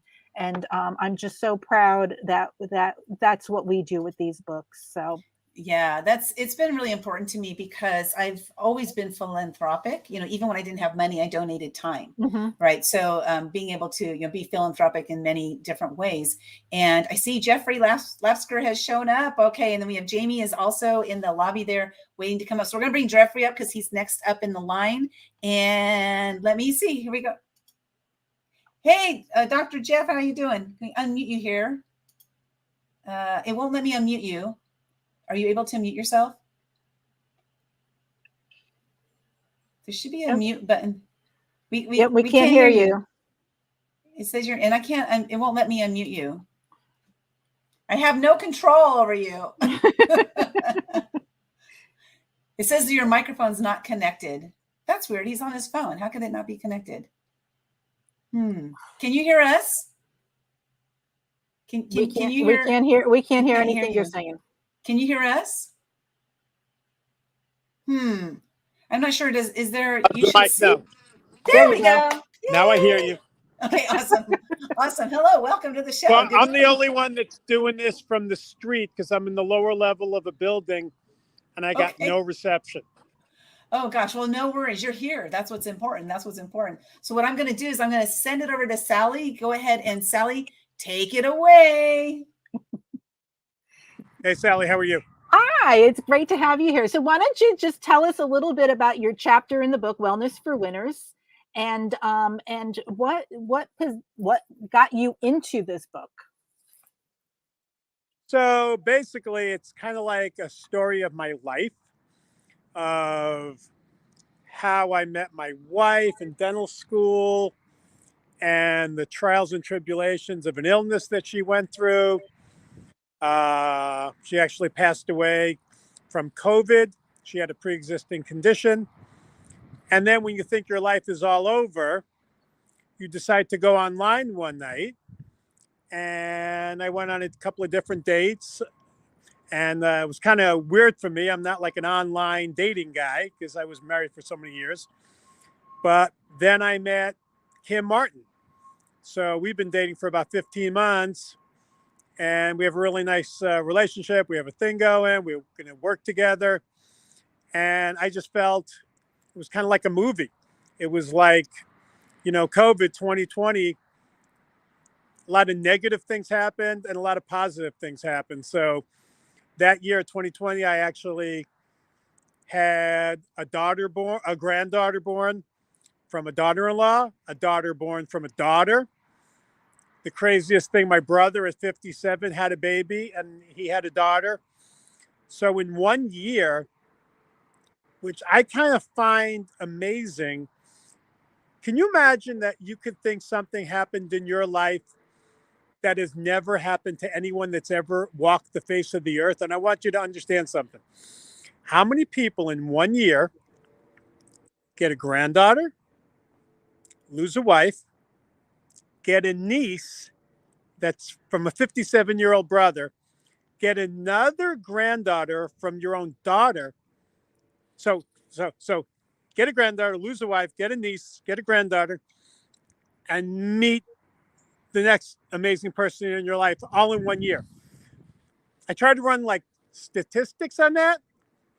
It's almost unfathomable because just to have two granddaughters born in 1 year, but then the niece thing really throws that into like the strat. I mean, I'm 63, my brother's 57. So I got it, and it was all girls. Like I lost a wife, got two granddaughters and a niece, and met it. So it's like 5 women in 1 year. And I just felt like it had to be written down in a book. I just felt like people needed to know about this. And I'm enjoying life now. Everything's good. Absolutely. Your chapter is amazing. It was one when I read it,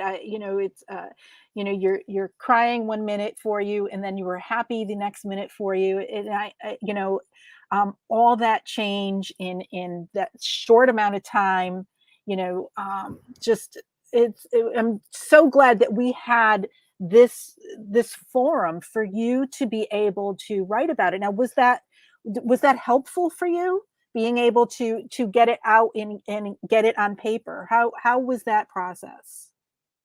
Yes, 100%, because it was like in my mind for the longest time. And instead of just talking about it to random people on the street, which Kim kind of realized I was doing, it's now like in print and words, people can see it, and it's like off my chest. So I kind of like it. It's like, it was definitely, I don't want to use the word cathartic, it's overplayed word, but yeah, it was definitely like a cleansing, a closure. Yeah, it was good for me therapy wise. Now, have you heard that we're a #1 bestseller on Amazon? No, I think that's an amazing thing. I'm glad to be part of it. Yeah, So I'm really happy about it. And we just beat out Tony Robbins in one of his categories in his book. So he's, you know, he launched a book just this last week too. So we were just happy to be able to get all these stories out there. You and everybody else. So what's next for you? What do you think as far as you know, telling your story? Is this something that you enjoyed doing? Is it something that you would do again? Definitely, I'm going to do it again, and we don't have to dwell on any negativity, but we can talk about moving on, creating new opportunities for each other. So no, the book was just like a stepping stone and something I've never done before, but I find the whole process and working with all you people fun. It just changes my whole thinking of just life in general. Yeah, well, we're excited to have you as part of this. We're happy that you were able to have this book to share your story with, and you are now a #1 best-selling author. So thank you, Jeffrey, for being here. How can people get a hold of you if they want to get in touch with you? So basically, you know, my Sleep Well Joliet site or just Jeffrey Lapsker. But if anybody wants to talk to me, feel free. No, I'm just thinking of other ideas and other things and other chapters and other titles. And, you know, anytime I think of something, I'll talk to, you know, all the people involved and come up with ideas and brainstorm. So, yeah. Yeah, I know Kim has been a part of this journey with us since the beginning, and Linda and I both met her, or I met her as part of the other collaboration book that we were in. So thank you for being here, for being part of this. Is there anything else you want to share before we head out? No, I just wish everybody good luck, and I'm really proud of all you guys, and I think you guys work really hard at what you do, and I'm glad to be a part of this, and I hope to do another one with you. Thank you. Well, remember to go to wellnessforwinners.com and pick up your copy of the book. Thank you, Jeffrey, and we'll chat with you again soon, I'm sure, and we're looking forward to doing more collaboration books with you in the future. No, it's my pleasure. Good luck to everybody. Thank Congratulations. You. All right. So we have our Wellness for Winners. We just passed up Tony Robbins. Yay. I wanted to put Sally on the screen by herself and see what happens. I just start talking. Oh my God, I just love putting you on the spot. It's so much fun for me. And now you got our names swapped. Oh, no, I don't. There you go. There we go. There I go. Oh my gosh, this has been such an amazing day. I got to share with you. So what the people don't know when they're hopping into the lobby is, first of all, Sally can't see them and the guests can't see them, but I can see them because I'm running the board, right? And so I saw Jaymie back there, who was our next guest. You said, and we beat up Tony Robbins. She was like, "Wah!" I couldn't see her. So I'm going to have you do a reenactment, Jaymie, when you come up here on the screen. Oh my God, it was so awesome. It was so awesome. I love it. This has been such a great day. We started at 7 a.m. Pacific time. It's now 12 o'clock. So we've been going at this for 5 hours. Within the first 2 hours, we became a #1 best-selling book. We're now, Sally, you said we were in #1 in another category, and I'm having a hard time finding it. Hold on. If you hold the phone. Let me get there. If you just go to the book and click on go to Amazon and just click on the Kindle, it says #1 new release. See, I'm not seeing that. You're Number not- 3, and oh my gosh. Okay, and let me share what I see, because for some Number- reason you and I are and not, the new age mental and spiritual healing, you got to go to best. okay, that one. Okay, that's why I see. You got to go I wasn't to. there. You got to go to new releases in it. Okay, let me hit there. Did you find? I just think she found it. I'm waiting for it to show up on my screen, but it's not doing it. Oh my God, there it is. Okay, hold on a second, you people. We're gonna hold the phone. We gotta show this. I'm gonna bring Jaymie up because, and we have Rita. Rita, I'm gonna bring you up for a minute because Jaymie's like, uh-oh, here we are. Okay, let's have fun, okay? Here goes, here goes, here goes. Eventually. Okay, oh my gosh. I'm having a ball. Is that one? No. No, that's not it. Shoot. There it is. There it is. Woo, woo. Oh. There it is. You all, we are, I'll take that off of this screen. So what is, Jaymie, what did you just now do? A little dance. Did you? Okay. I saw you back there doing your thing when I mentioned Tony Robbins. So Rita, I'm glad you could be here to witness that. We're in that, what was it? New age something or other. Let's see.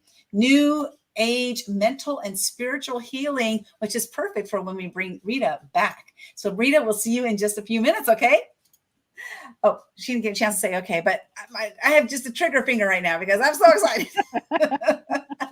Jaymie, welcome. It's so good to see you here today. Is this your first book? Yes. Oh my gosh. Hey, hold on. Congratulations, Jaymie is the #1 best-selling author. There's We could just spend this whole time dancing. Exactly.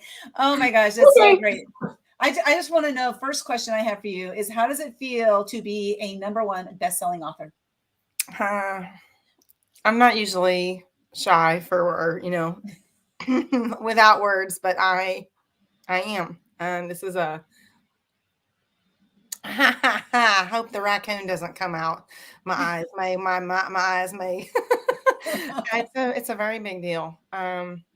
It's a dream come true. I wanted to be a published author since I was a young child in maybe 2nd or 3rd grade.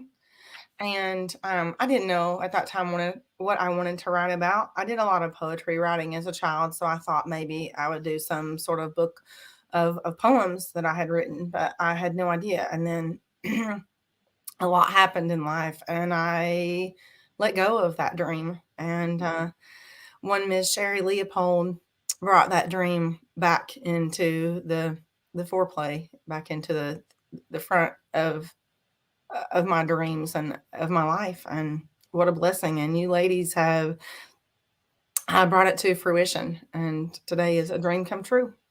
Oh, it's so awesome to have you on this. And I want to pull this up onto our screen, except for some reason it's solo. There we go. So this is one of the quotes. Your chapter titled is Hide and Seek. It's a choice, which I love that because there's so many different visions I have in my head just from that one chapter title. And titles are really important, right? To help to draw people in. But you have this quote: if I can encourage one person to seek information and truth, it is a win. Seek the light. Hiding in the dark only multiplies those negative emotions. You want to talk to us about, what does this quote mean?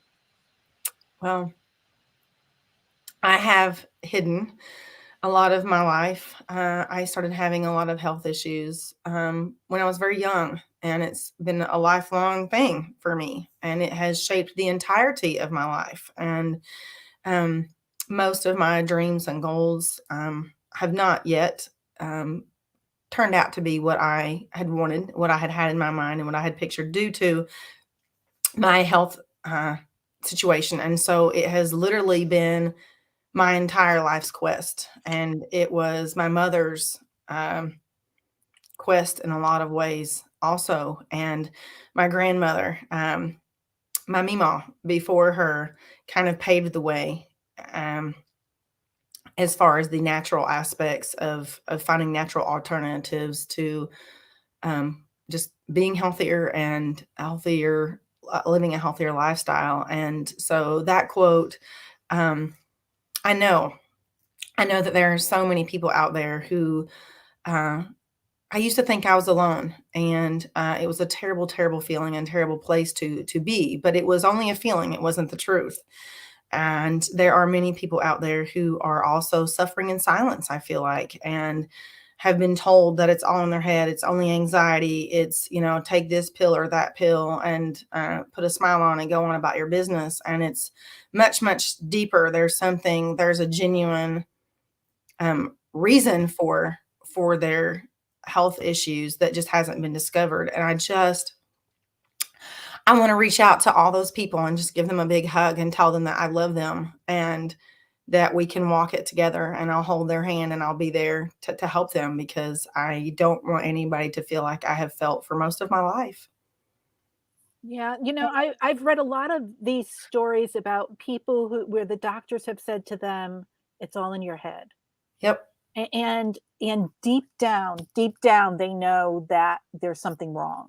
Oh, yes. And so, what would you say to somebody that, they went to the doctors are telling them it's all in their head, and now they're feeling, well, maybe it is in my head, but deep down they know that something's happening.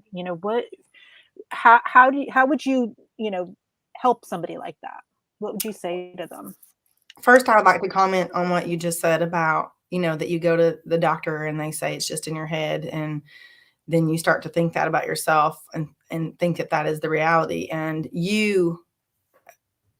that affects someone really in such devastating ways, because it really affects your ability to trust yourself, your own instincts, because you begin to question yourself. And a lot of times people around you, and this has happened in my own life, and a lot of very close friends and my family have thought that it was in my head and that there wasn't some, physical reason for all these issues going on, that I just, it was lack of motivation, or it was, whatever, fill in the blank. And I would just like to say to those people, yourself. And you know yourself better than anybody. And there's a voice inside of you that it's not an accident that voice is inside of you, and it's telling you and it's pushing you onward. So I just encourage you to go and to find someone who will listen to you. And you may have to look outside of your comfort zone, outside of the places that you've normally looked for help, and just find people who will support you and listen to you and start offering you answers. And it very well may be a journey with many steps, and not just one place that you have to go to get answers. But there are people out there, and there are resources and places that will help and that will help you dig.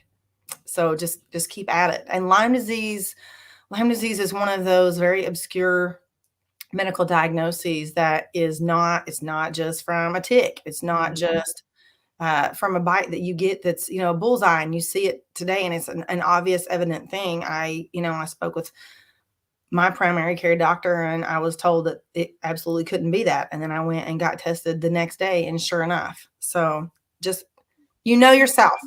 Yeah. Yeah. It's funny because I have a friend who, she was having all of these issues and problems, and she didn't know what it was. And I was shopping, and someone handed me, met a friend of mine, and she handed me a magazine, and it was a health magazine, and I knew that she was into health, and I gave her the magazine, and the cover story was about someone with Lyme disease. You see? And she opened up the book and she read it, and she said, "This is exactly what I'm going through. Oh my goodness." And they hadn't tested her for that. Yep. So she went back and asked to be tested, and sure enough, that was what it was. And she's able to. And she said, "If you hadn't given me that magazine, yes, I would not have even known." So it yes. It does happen. And, it's just, it's amazing the coincidences that happen in our lives, and then the journey that we take. So why don't you tell a little bit about your journey to being an author in this book? So how did it all start, and why did you decide to write your story in this book? Well, again, Mrs. Sherri Leopold is a rock star, and as you all will know by now, I'm sure, or if you don't, you will know very soon, I hope. And she came into my life about 3 years ago and also a very difficult time in my life. And we've gotten to know each other. And she thought that I had something to share and something to say. And so there was another book that was actually mentioned this morning in another interview that that I saw that we were supposed to, that she asked me to participate in, and we were supposed to. And that book did not happen due to some very unforeseen circumstances. And so then I said, okay, I'll do it, and then I kind of chickened out, and I don't know if I would have done it. I don't know if I would have ended up doing it anyway, maybe with her persistence. But anyway, so she came back around and she said, okay, here's what's going on. Here's what's happened. Things have changed. Enter Miss Linda and Miss Sally, and here's where we're at now, and you need to do this. And when she came back around, I had just been diagnosed with Lyme and had been having another episode of great illness for several months. And I still am not completely through it. But anyway, so she was very persistent, and she came to me and we sat down and we worked on it together one night, even to help me make some edits and some things. And I will say, because of all my health issues, I have led a very kind of under the radar life. And I've heard other people say in these interviews that it was very difficult for them to share such an intimate part of themselves. And I put myself absolutely in that category. And I mean,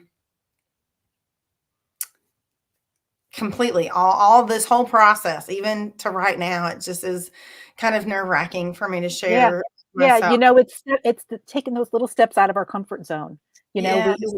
We do it and we do it and we do it and we do it. And then, what's going to happen? You're going to look back and you're going to say, wow, I've come so far. I've come so far in just these last few months, these last couple of years, because of these little steps that you take, every time, someone says, you know what, maybe you should do this. And it's something that's positive for you to take that step and go outside of your comfort zone. Absolutely. And you're changing people's lives, Jaymie. You're That's the changing thing. people's lives. People are going to read your story and they're going to be so happy that they were able to find something that answered their questions. Thank you. So thank you so much for sharing in this. And that is the reason I've done it. That is the reason I've done it, is to encourage and inspire someone else. Because like you said about the magazine, if one person, if just one person can hear the right message at the right moment in the right way from the right person, then their life will be changed. And so that is what has calmed my nerves enough to be able to do this entire process. And what's great about a book, it's forever. Yeah. And someone may read this 5-6 years from now and say, oh, this is what I have, and realize, and you're helping people, not just now, but in the future. So thank you so much for sharing your story. So we have your Facebook page here. If you want to get a hold of Jaymie, connect with her on Facebook. Anything else you wanted to share with us before we let you go? Just go out into the world and be the light that you're called to be, because that light is inside of us, and someone out there needs your light. So please share your light with someone else. Well,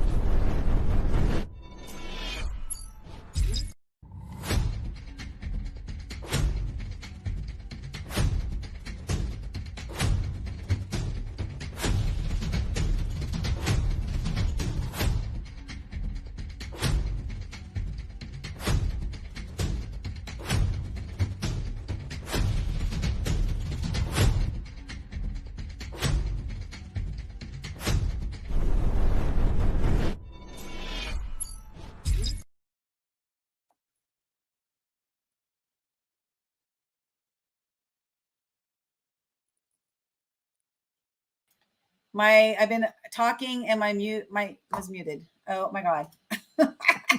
Wellness for Winners. Oh my gosh, we're here. This has We're been here. an incredible day. I'm so excited and just excited about the next guest that we have coming up. We have a couple more in this segment, and then we're going to take a little break. I think we get like a 5-minute break or something, and then we'll come back on a new stream.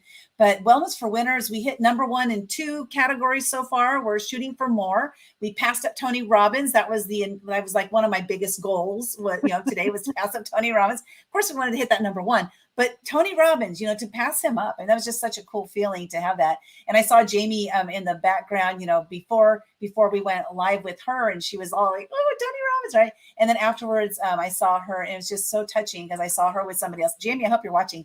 It was so touching. I saw her with somebody else, and they just gave each other a huge hug, because this journey of writing a book, of putting your words out there on paper, of having people read your story, it is truly, truly empowering. It's such an incredible journey that we go on, especially we tap into some really, really deep parts of our soul and we put them on paper. And so there can be some different things going on in our head. If like me, I was like, am I worthy? Who wants to read my story? I just was going through all that stuff. And I found the power of sharing my story, how valuable it was, how important it was for other people. But not only that, it was really important for me, because this was part of my healing journey, was by sharing my story. And so, Sally, have you had the same sort of experience? Oh yeah. I know, when I hitting that submit button, and especially the one was the Invincible book for me, because that was something that I hadn't shared. That story was something that I hadn't shared in a long time. I'm so glad that I did, because I'm doing things now because of that. So yeah, it is daunting. It is scary to put your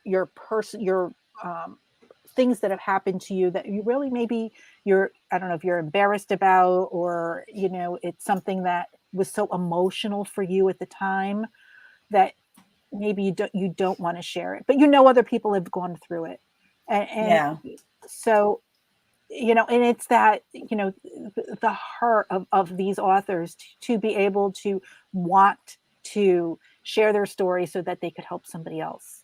Definitely. Is just really amazing. Yeah. And I love being part of this, part of my mission in my life. It's not just about our mission is to empower 5 million men and women to share their stories with the world, to make a greater impact on the planet. The reason this, what's the why? What's the why behind that mission? Well, because it wasn't until I was about age 52, 53 when I started sharing my story. And I found the impact it had on my own life and how it helped me to grow. And the person I am today, you all don't even know the person I used to be. I would hide back in the corner. I would never talk to people. I was so scared of strangers. I was scared of people I knew, so I just had a lot of fears. And so really by sharing my story has changed my life. And this is why it's so important for me to do this. With that said, we're going to bring on our next guest. Oh, first, before I say that, if you want to join us in one of our upcoming collaboration books, please go to actiontakersbooks.com and join us. This is an incredible journey. Let's help you to become a #1 best-selling author and beat Tony Robbins. So with all that said, let's bring up Rita Farruggia. I met Rita on Clubhouse, one of my absolute favorite platforms. And I just love what she's all about wellness. And, she has her program, happybeingwell.com. You can see it right there on the screen. That's her website. She has wellness products. But Rita, you joined us in this book, and there was one of the quotes that you have. It says, when I started meditating many years ago, it was a challenge to meditate due to an active mind. And I could totally relate to that, because I still find myself in that place of, so what happens with me, Rita, is I have music in my head 24 hours a day. It's like I have my own playlist going on in the back. Unfortunately, it's the same song over and over and over again. So it's not like I get to choose and play a whole bunch of different songs. It's like one song over and over and over again. And that really makes it hard for me to move into that meditative state. So I would love to hear, what did you do? I mean, you said when I started, so I'm assuming you don't still have that challenge to meditate due to an active mind. What did you do to move out of that active mind state? Yeah, great question. So, like with anything in life, we're creatures of habit. And I think you're not alone in that playlist of, music in your head. It is completely natural for any human being, because since we were young, we live out of our conscious minds since, we were enrolled in school, or even since we're like learning how to talk, walk, like we have to live from the conscious mind to learn how to do those things. We're just constantly living from the conscious mind the moment we wake up, right? So, whereas when you want to meditate, you have to go into theta, like slow down the mind and calm the nervous system down and be peaceful and calm and not think. So that's the challenge. So how I started was, I took incremental steps. Of course, I started like anybody else would, sit down in a lotus position, and then, I think about a minute I would get up because I'm like thinking, oh my God, I have to do this chore, that chore, because the mind is like a monkey mind, like a monkey's constantly jumping from one, tree branch to the next tree branch. Our minds are constantly jumping from one thought to another thought, and we're just used to that to function in North American society, right? We live in a very fast-paced society, and it's just getting faster. So it's, so we have that habitual habit. So you have to have that habitual habit of getting used to going into theta state. And once you get used to it, you start to enjoy it and you start to see the benefits of it in your life, and you're going to get like addicted to it. You want to meditate. Before to get there, I first started off realizing, oh, this is like, I can't meditate, right? So then I started I would go and do group meditation.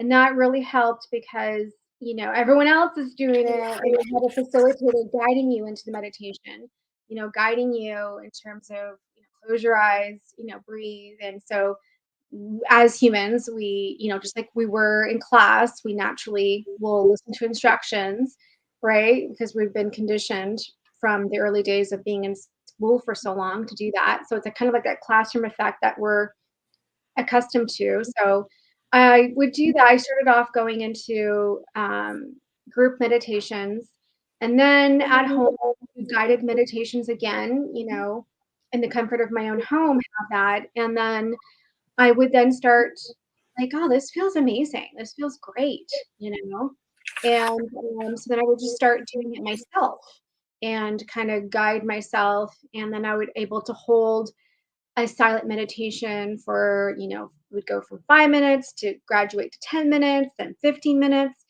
and then so on and so forth. And then I started learning about incorporating, burning incense to calm the nervous system down, using aromatherapy, holding crystals. I'm actually holding a crystal right now as I was, waiting in the lobby before to speak to kind of, I hold, it calms the nervous system down, and they're great stress balls too as you're working. So that's what I use to help calm me down to get into meditative state. The use of aromatherapy, crystals, candle flame. Looking at a candle flame is very relaxing. Plus, it's again aromatherapy as well. And also looking at when I burn sage, the swirls of smoke. Just looking at the swirls of smoke puts you into a trance-like state. It's very calming. And same thing with the flickering candle flame. And if you're having a really difficult time, baths, having a nice long hot bath. I typically do a guided meditation while in a bath, and I add bath products like bath salts and bath bombs and bath oils, and it just further relaxes your muscles, and light your candles, and I burn my sage, and I just really create this luxurious bath experience. And the bath, the hot water, it just hijacks your nervous system into a calm state where you can easily meditate. Whether you want to or not, you're going to meditate anyways while you're in the long bath. So those are a few things I did to kind of get started and kind of get accustomed to meditation, train myself, condition myself. Yeah, thanks for sharing that. Some great meditation tips. So what caused you to get into this book? Why Wellness for Winners, and why did you say yes? Well, the topic totally fits, what I do, wellness. And number one, number one actually is Linda. You know, I see Linda. She's a great promoter. Like she's really promoting the books that she does for her book authors in terms of the collaboration. I see her going on tons of podcasts, and she's really creating a community for the authors. You know, whereas I've been approached before to do book collaborations, and I never really was really tempted.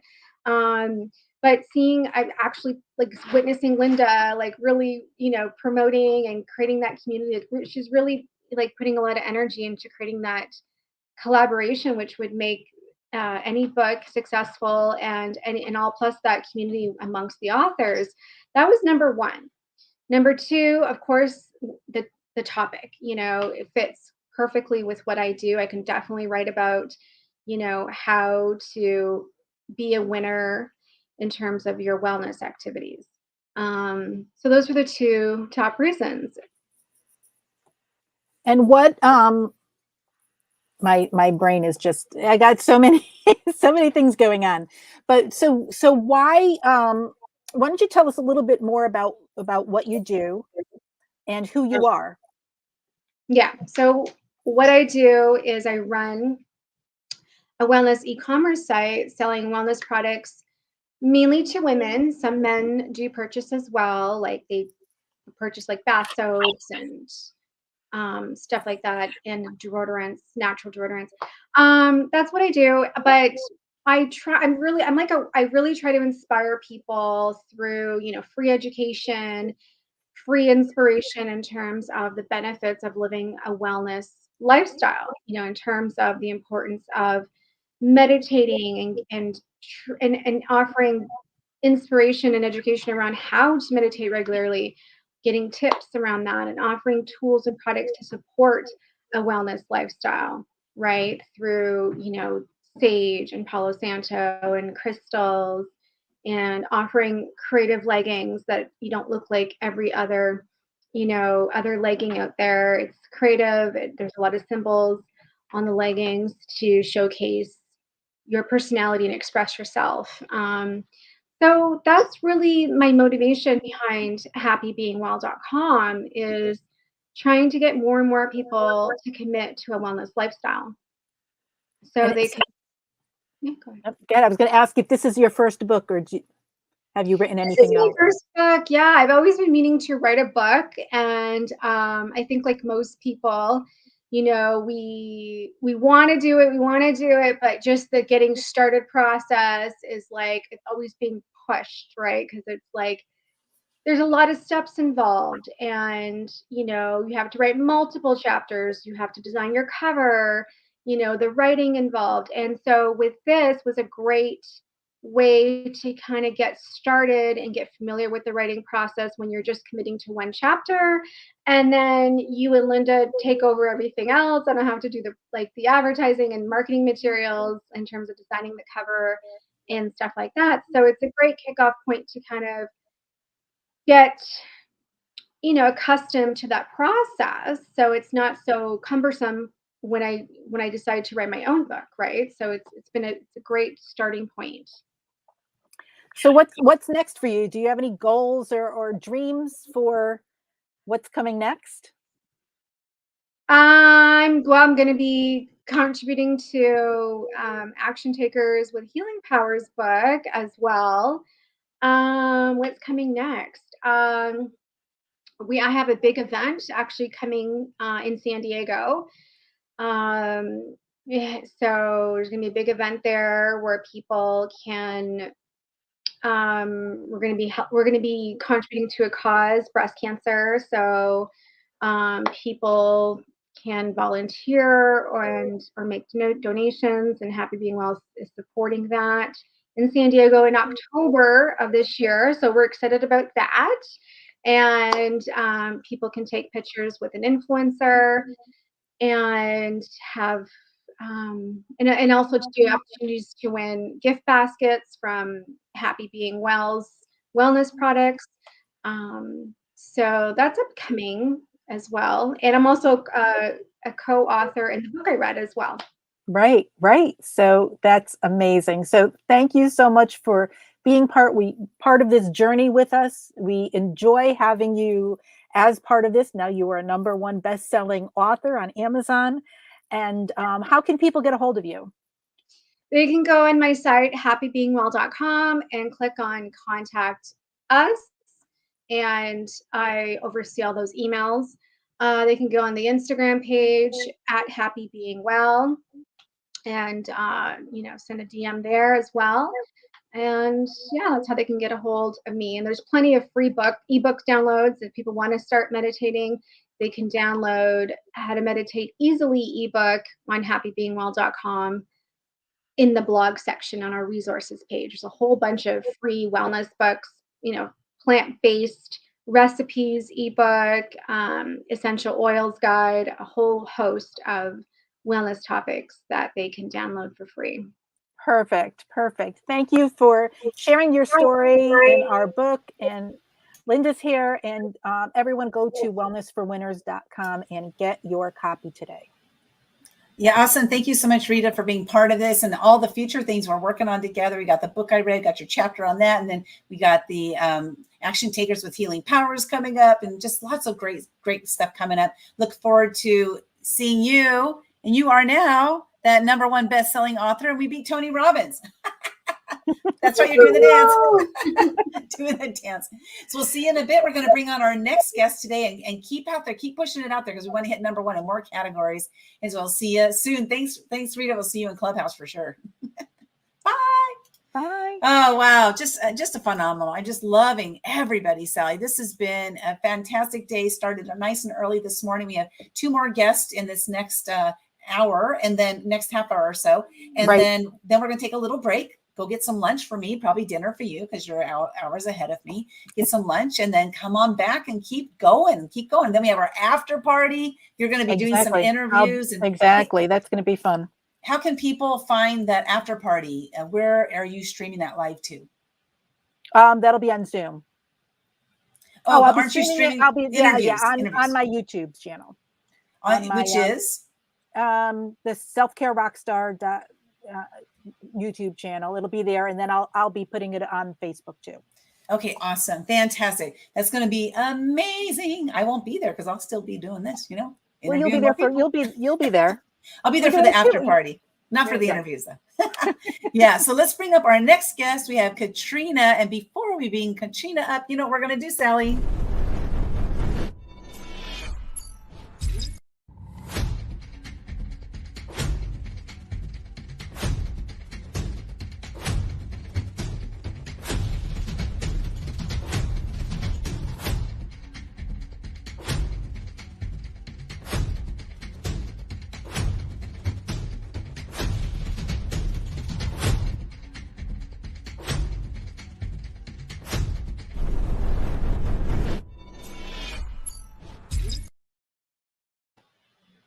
This is how we do it. Ooh, I'm so excited.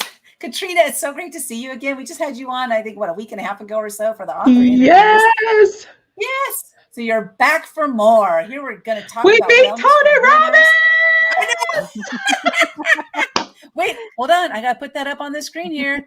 Wait, where'd it go? I have so many different things we're doing here. We passed Tony Robbins. Yeah. And we're shooting for more #1s. We're #1 in 2 categories. We're going for more #1s. And we're doing that because people are participating. They're going to wellnessforwinners.com. Purchase that Kindle version, $1.99 US, and I will even reimburse you if you send me your receipt. If you want your $1.99 back, you got to send me that receipt, and I will send you a PayPal. Okay, so let's do it. Let's make it happen. So Katrina, we have this quote from the book Wellness for Winners. It was through my relationship with God that I learned how to love me. I love this quote. Please share with us, what does this mean? What is this all about? Yes. This for me, because I had lost myself. I lost myself in my journey of, climbing the corporate ladder, trying to be, not trying to be, being a mom, a wife, all of that. And then, going through my journey started in 2003 of being separated from my husband.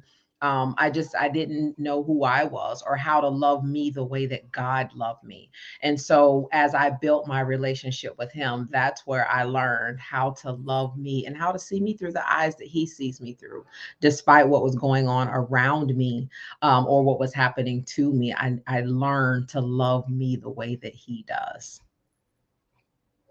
That is so good. I love that, because I came up with a saying, to see yourself through the eyes of others, for others see the real you, because I was having a challenge with, just constantly beating myself up, right? Calling myself stupid and all these different things I called myself, like, why did you're such a loser, and what have you.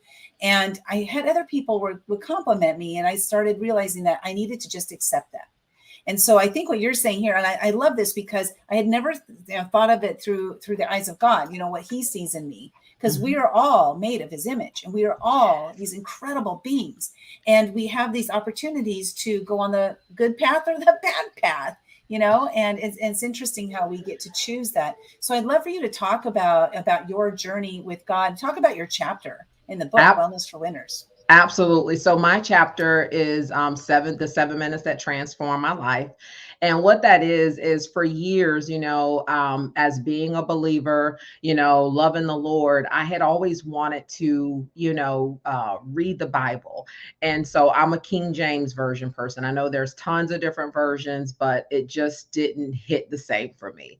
And so having that desire to build a relationship and to know him, nobody told me, what's the best way to do it or how to do it. You just hear people talk and you see people's lives. And so I would always try to start from Genesis and read straight through.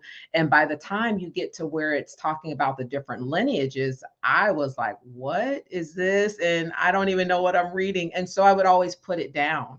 And so I went to a brunch one year, and there was a handout on the table, and it was titled 7 Minutes with God. And so I took it and I read it, and it kind of just outlined, what happens in those 7 minutes, the first 30 seconds, adoration. Then you have like your prayer of supplication. Then it tells you how to walk through the Bible, where it recommends that you start in the gospel. So you start in Mark, Luke, John, Matthew, and then you just kind of go from there. And so doing it from that standpoint, I was able to stay engaged. I was able to, really dig deep. And so then when I got to the portions of when it was talking about the lineages, I didn't fall out. And so that's why I wrote my chapter, because it's my relationship with God. That's my foundation for everything that I do. Without him, there would be no me. Without him, I wouldn't have been able to get through the worst time of my life, which is when my husband and I separated because of infidelity. And so my relationship with God is important to me. And I know there's so many others that desire sometimes to have that relationship, but they don't know where to start. They think, because we see other people that's been doing it, for a long period of time, and people talk about the hours that they spend, in relationship and devotion and communion with God, and it seems so unattainable. And so when you break it down and says all it takes is 7 minutes, it gives people a different perspective, because if you don't have 7 minutes out of your day, there's something really wrong, because you spend 7 minutes scrolling through Facebook, you know what I mean? And so I think to break it down to that level, it just helps people to really embrace it and to know that I can have a relationship. And it starts with 7 minutes, 7 minutes of your day. That's it. Now it'll grow. Let me warn you, because mine turned into hours, but it was just so strategic in how it all worked out in my life, because it started at a point where I didn't know that I was about to be separated from my husband. I didn't know I was about to be laid off from my job right after that. And so I had none but time and opportunity on my hands, but it is what gave me the relationship that I have with God today. All started with 7 minutes. Yeah, I love that. I love that. I've been reading reading the Bible. I've written 2 Bible studies. I've taught them in my church and to other people. And so, that foundation, and I think growing spiritually is just so needed today. And I don't think people really know how to grow spiritually. I think that's a thing that that is so lacking in today's society. So, how you talked about the Bible. What are some other ways that you think that people can grow in that way spiritually? Some things that we can do. For me, reading your Bible, number one. I think worship is another place where, you have that opportunity to commune, worship music, sitting, listening to that. And then who you're connected to. Sometimes you may not be as spiritually strong as you desire to be, but linking up with people that are, and just really knowing, be careful of, what you're linking up with. There's so much stuff out there. I'm a Christian, and so I like to be around other believers, but also we have to be, it's important for us because we have to make sure that we're strong and coming from a place of strength, because you are going to have circles where everybody is not a believer. And, even in the word, he said, I didn't come for the well, he came for those that are sick. And so you have to be put in different environments to where you can help other people come up higher. So I think it's just about exposure to and who you're being connected to, having that quiet time, having that time of where you're actually meditating and listening. Part of devotion for me is not always, reading the word or talking and asking God for things, but sitting quietly and listening to how he's responding to what you've already asked him, listening to the direction that he's given to you for that day, or for that week, and so it's important for us to listen, just as much as we speak and ask. Yeah, I think so many people, they pray and they say, okay, I need help with this and this and this, and then they go off into their life, and they're not listening, they're not paying attention, and God is saying, okay, here, you know what, this is something you need to do, and it's like, all right, but I gotta do this, and you're not paying attention, because he will It's give us the signs, and he will give us the direction. But a lot of absolutely. times we're so busy paying the bills and taking care of everybody and doing things that we're not listening. We're not taking that time to stop and listen. So yeah, I love that. I love that. So why don't you share a little bit about your chapter and how you got into this book? So for me, the reason I got into the book, Sherri Leopold, I think she has her footprint, and on all of our lives in some fashion, because we were on another book collaboration that for some unforeseen circumstances kind of went left, and she just did not let up, which once it happened, I just kind of, it is what it is. Somebody passes, you have no control over that. And so I kind of just had moved on and was like, okay, God, I thought that was the one I was supposed to be a part of. I don't understand how this is happening, because that was my very first book collaboration. And so it was a really kind of salty experience, and just the whole process of it and the way that it happened. And then I don't even know how, it wasn't that much after that we found out it wasn't going to happen. I get a thing from Sheri, and it's like, we got this opportunity, we have two people that have stepped up, yourself and Linda, and we're going to make this happen. You can do more, words and da da da da da. And I was like, whoa, wait a minute, what? And so it just, when she circled back around, and I'm like, okay, so maybe this is it's supposed to happen. And so it was great because it gave me the opportunity to elaborate more in the chapter, but just the whole experience, going through it, like I've shared with you guys, the communication and the process, it was a much better experience. And I'm so excited to be a part, to share my story, to share that all it takes is you can start with 7 minutes. You don't have to, feel like you got to be on your knees praying for, 10 hours of the day. That's not so, and even with prayer, it says to always be in prayer.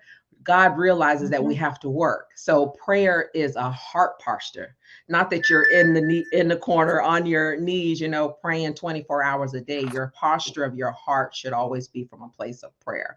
And so that's how I am a part of Wellness for Winners. And I'm just so honored to be here with all the other authors. And how has it, from writing your chapter to submitting your chapter to today, now becoming a best-selling author on Amazon, how has that whole process been for you, and what do you think about it? I think for me, the process, it's been rewarding.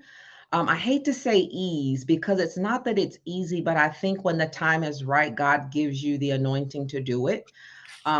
because by the time it came back around and, we were moving full steam ahead, because it was like, go, go, go, go, go. We got to get this done by December 31st to meet this. Like, oh my God, type of thing. But I still had what I had already submitted previously. And so, I was able to sit down and add to it because we had a larger word count and things like that. But it just kind of flowed.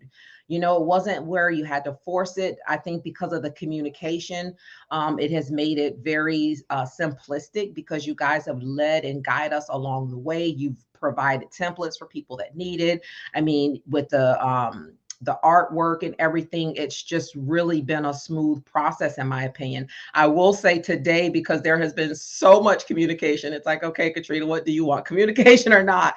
It's been a little overwhelming to keep up and just to make sure you're not missing anything, make sure you're doing your part. You don't want to be a part of something that's so huge and not do the best that you can do and do your part, not just, stand back and say, well, this author is going to do it, or that person's going to do it. And that's what's been beautiful as well, is to see everybody, coming together, even in the communication that we have, and then a chat that we have, it's not, one or two people. Everybody is coming alongside, and we're cheering one another on, even with, being tagged in different posts and things like that. So the process, working with you guys, I've been a part of another collaboration, and it was a very different process. I'll just say that. So it's really been a blessing from start to finish, and to now be a 3-time best-selling author. I'm like, oh my God, it's happening. So it is just, it's a blessing. It's such a blessing. And I'm looking forward to, I've already signed up for another one with you guys, and I think it's in June, but I'm just so excited to be a part. Well, I am so glad that God put you in this book with us, and thank you so much. If people want to get a hold of you, how can they do that? They can visit my website, www.drkatrinaesau.com. They can learn more about me there. I also invite them to visit the freebies tab. They can go there and get some free downloads of information. There's something out there around, boundaries, personal boundaries, forgiveness, as well as I think there's something still out there around self-care. And I'm on all social media at drkatrinaesau.com, or not .com, at Dr. Katrina Esau, except Twitter. I'm not on Twitter, but LinkedIn, IG, Facebook out there. And my business page on Facebook is Dr. Katrina E, the number 3. So DRKATRINAE, number 3. So yes. Perfect. So everyone go to wellnessforwinners.com, get our book, and thank you so much, Katrina, for being here. Thank you so much for having me. I'm so excited. Look forward to our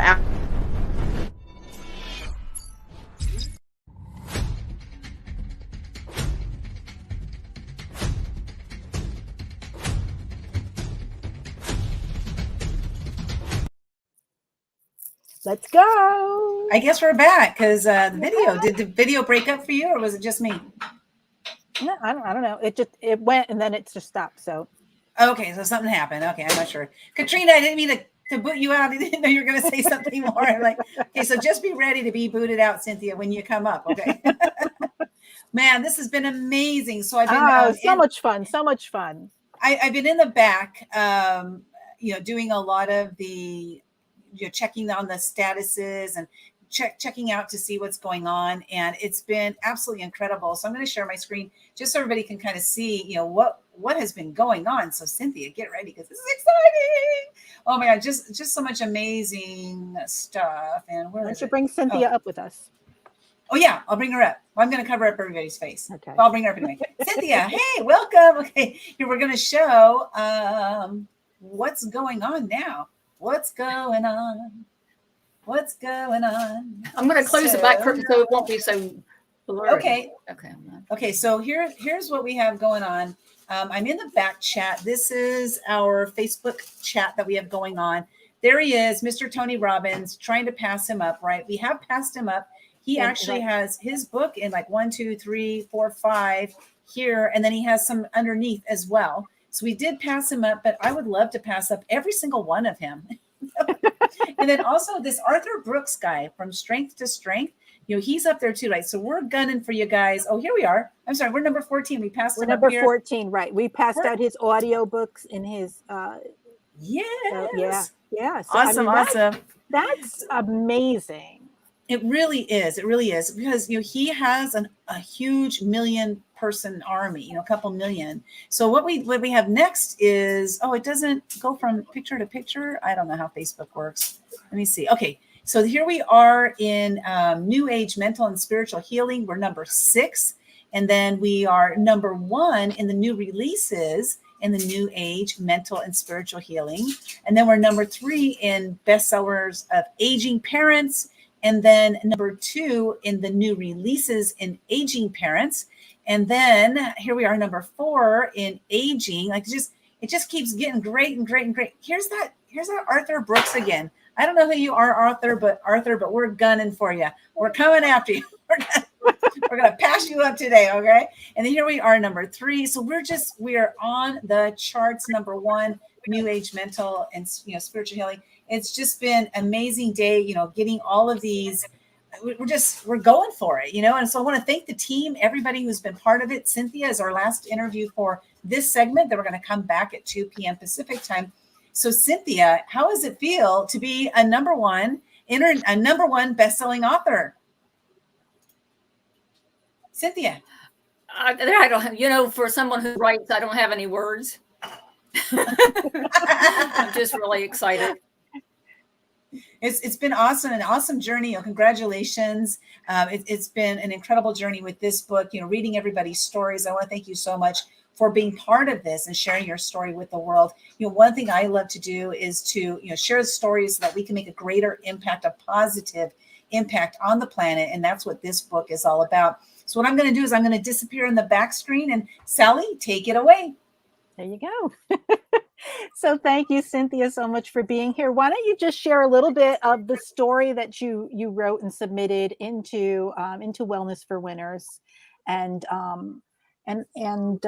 tell us a little bit about why you decided to share that story.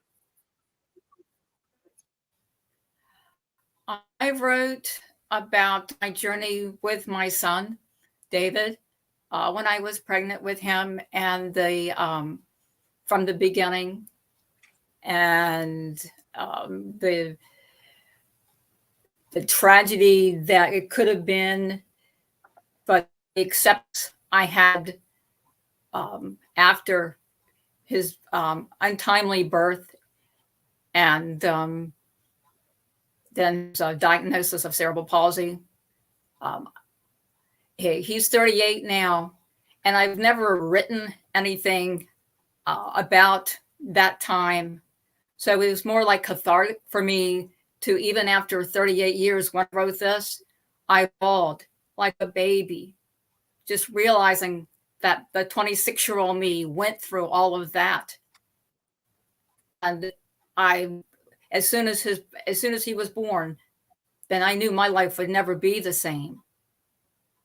It wasn't. It was a journey that many mothers may take.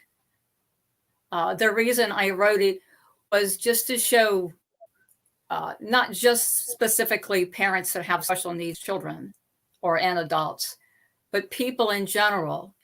If they're given something that they don't think they can handle, they can find the gratitude and grace to accept it and try to move on with it.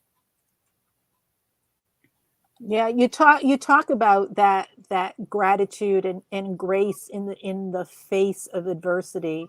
Why don't you talk a little bit about that? I know in your chapter you go into a little bit more detail, but how do we find grace? How do we be grateful when we're going through a struggle and a challenge? Well, you don't find it at the moment. It's something that if you're a person of faith, then you allow God to help you with that. And when he was born, I was grateful. He was born and he was alive. Through the rest of that journey, I had to learn the grace. I had to give myself the opportunity to be thankful of the little tiny things. And I was young and I didn't have much life on the planet. So I wasn't sure how to do that, but I just, I struggled through that. But I really found it through my own internal struggle. I found the grace with it. Yes. How important was it to have people, did you connect with other people and other parents with children with cerebral palsy? Did you have that mentorship? When David was, I think, 4, I started my own group for parents with special needs, a support group. I held it at a church like once a month. I wasn't able to connect with anyone who had a child that had cerebral palsy, but we had just other parents with children with special needs. So that was a help. When I learned he had cerebral palsy, I went to the library and there wasn't hardly anything. This was in 1983. So there wasn't much for me to draw from. So I was basically out there by myself, trying to find everything I could to do the best I could to raise my son the best way I knew how.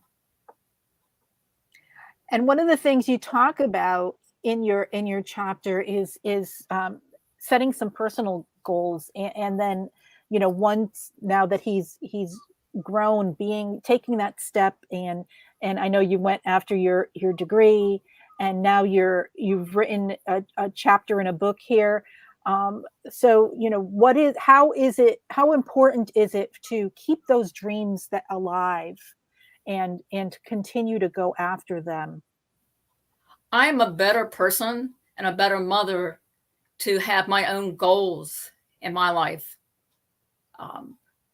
And it's really important to me. So I can see Cynthia as an author, a poetess, and a mother. Before I just thought that mother was all that I was. I didn't realize it took me a lot of years to realize that I too offered something as a person, not just as a mother to 2 children. Yeah, I love that. Well, thank you for sharing your story in our book. How can people get in touch with you if they want to connect with you further? I have an email address. It's I don't have a business or anything like that. It's, right. It's McGrath.cam57 Okay. And we have your Facebook group if people want to connect with you. You are on Facebook. That's correct. And yep. And do you still do some of the work with other parents who have children who are disabled? I'm on a couple of Facebook groups with adult with parents who have adult children with special needs. Okay. All right. And, then if they want to connect with me personally, I'll message them or they'll message me. I try to stay in that category as well to just to get some suggestions, because all of us are different and all our children are different. Yeah. So this is your first book, correct? That's correct. And so how have you enjoyed this process from submitting your chapter and then getting here into the best-selling status? What's been outstanding for you? The communication. Sheri was the one that I was working with Sheri. It would be 2 years in May, and she suggested it to me before, and I said, I don't think I can do that. She said, it's 2,000 words. I said, oh, I can't write 2,000 words. I write poetry and short stories. So when she said 2,000 words, I said, I don't think I can do that. She goes, you can, Cynthia. You need to tell your story. And it's not just for, again, parents of special needs. It's for people who have things that happen in their life that they don't think they can accept, that, but if they've got the gratitude and grace, I think it's just so important to find it, you know, and then that will help them. It certainly did help me. But the process was fabulous. Communication was absolutely fabulous. And also, like Dr. Katrina said, you know, being able to interact with all the other folks, the authors, has been phenomenal. And just to lift each other up, you know, no matter what chapter we wrote, whatever the subject matter, it didn't matter. We all wrote something. We're all best-selling authors, and it's just fabulous. Yeah. Well, thank you so much for joining our book. We are so blessed to have you as part of it. And everyone just go to wellnessforwinners.com, pick up your copy today. And here we go. We're so excited to have this all happening on launch day. So thank you, Cynthia. Thank you so much. I appreciate it. We can't hear you, Linda. I keep muting myself. I know better than this. Like, I do this stuff all the time, right? And so I wanted to thank Cynthia. That's what I said before she hopped out there. But thank you, Cynthia, so much for being part of this, sharing your story, and for creating what you've created for other people in your community, you know, because you didn't have that, so you created it. And oftentimes a lot of people won't have something and they don't create it. What they do instead is they may stew in it. They may sit there and not think that anybody can help them. And so you created something. Congratulations. That's so fabulous. Oh my gosh, Sally, here we are at the end of our second round. We're coming back for another round in a little less than an hour. Looking forward to bringing to you, I think, 8 more authors. And in the meantime, though, while I'm doing that, Sally, you're going to be doing your own interviews as well on the Self-Care Rockstar. On your, actually, can you do it on your Facebook page instead so people can share it out? Yeah, that's what I'll do. I'll share it out to Facebook. Yeah, so she'll do it on Facebook, and so you guys can watch her, but you know, it's going to conflict over here, so I don't know what you're going to do. You're going to choose. Well, I think you've just got the last 2, and then you hop over to the party. And Okay. Oh, that's right. You're starting that at 4:30. I'm not starting it till 4:30. So I'll be here for the first hour or so here. Okay. I'll hop off and head to the party. You can finish up here and meet us over there. I get to stroll in fashionably late. That's right. We'll interview you when you get there. Okay. I'll be doing our red carpet interviews. So yes, awesome. I love it. I love it. This has been just a tremendous day so far. I saw somebody put in our private chat, said, you guys, take some time off. You've been running since the beginning of the day. And, for me, this is something that fuels me. I get my energy from this stuff. So the more I can do of this, probably not the better, because I do need to have that downtime as well. But I am amped up, and I don't know if I'm going to be able to sleep tonight. I slept last night like a baby. But tonight, I don't know. This is just so exciting. And let's just talk, briefly about, again, we have our nonprofit, Girls on the Run. 100% of the net proceeds from the sales of these books goes to Girls on the Run. It's a 501c3 nonprofit. This nonprofit was chosen by a majority, it's like majority rules, right? We do democracy. And so majority chose the majority of the people in this book, Wellness for Winners, chose Girls on the Run. And they help girls to, basically to get a good start in their future. And you were saying, Sally, earlier that there wasn't something like this for you when you were younger, and there wasn't for me either. And so it's really great that all these amazing nonprofits are coming up to make a positive impact on the planet. So, I'm so just excited about what we're doing today. We passed up Tony Robbins many times. Tony, we're gunning for you. And that Arthur guy. I don't know who you are, Arthur, but we're coming after you too. He's next.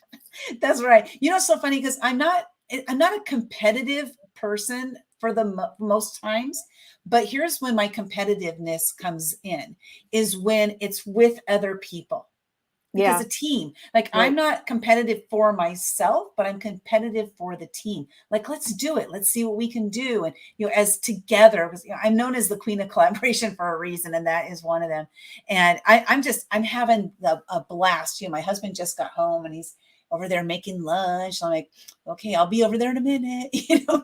Just doing my thing because I love this. It's so much fun. Are you having a good time, Sally? I am. This is great. So, I'm enjoying meeting all these authors and getting to know them a little bit better. And I'm looking forward to the after party where we can just celebrate everyone together. Yeah, definitely. And this is one of the things Sally and I like to do together is this. I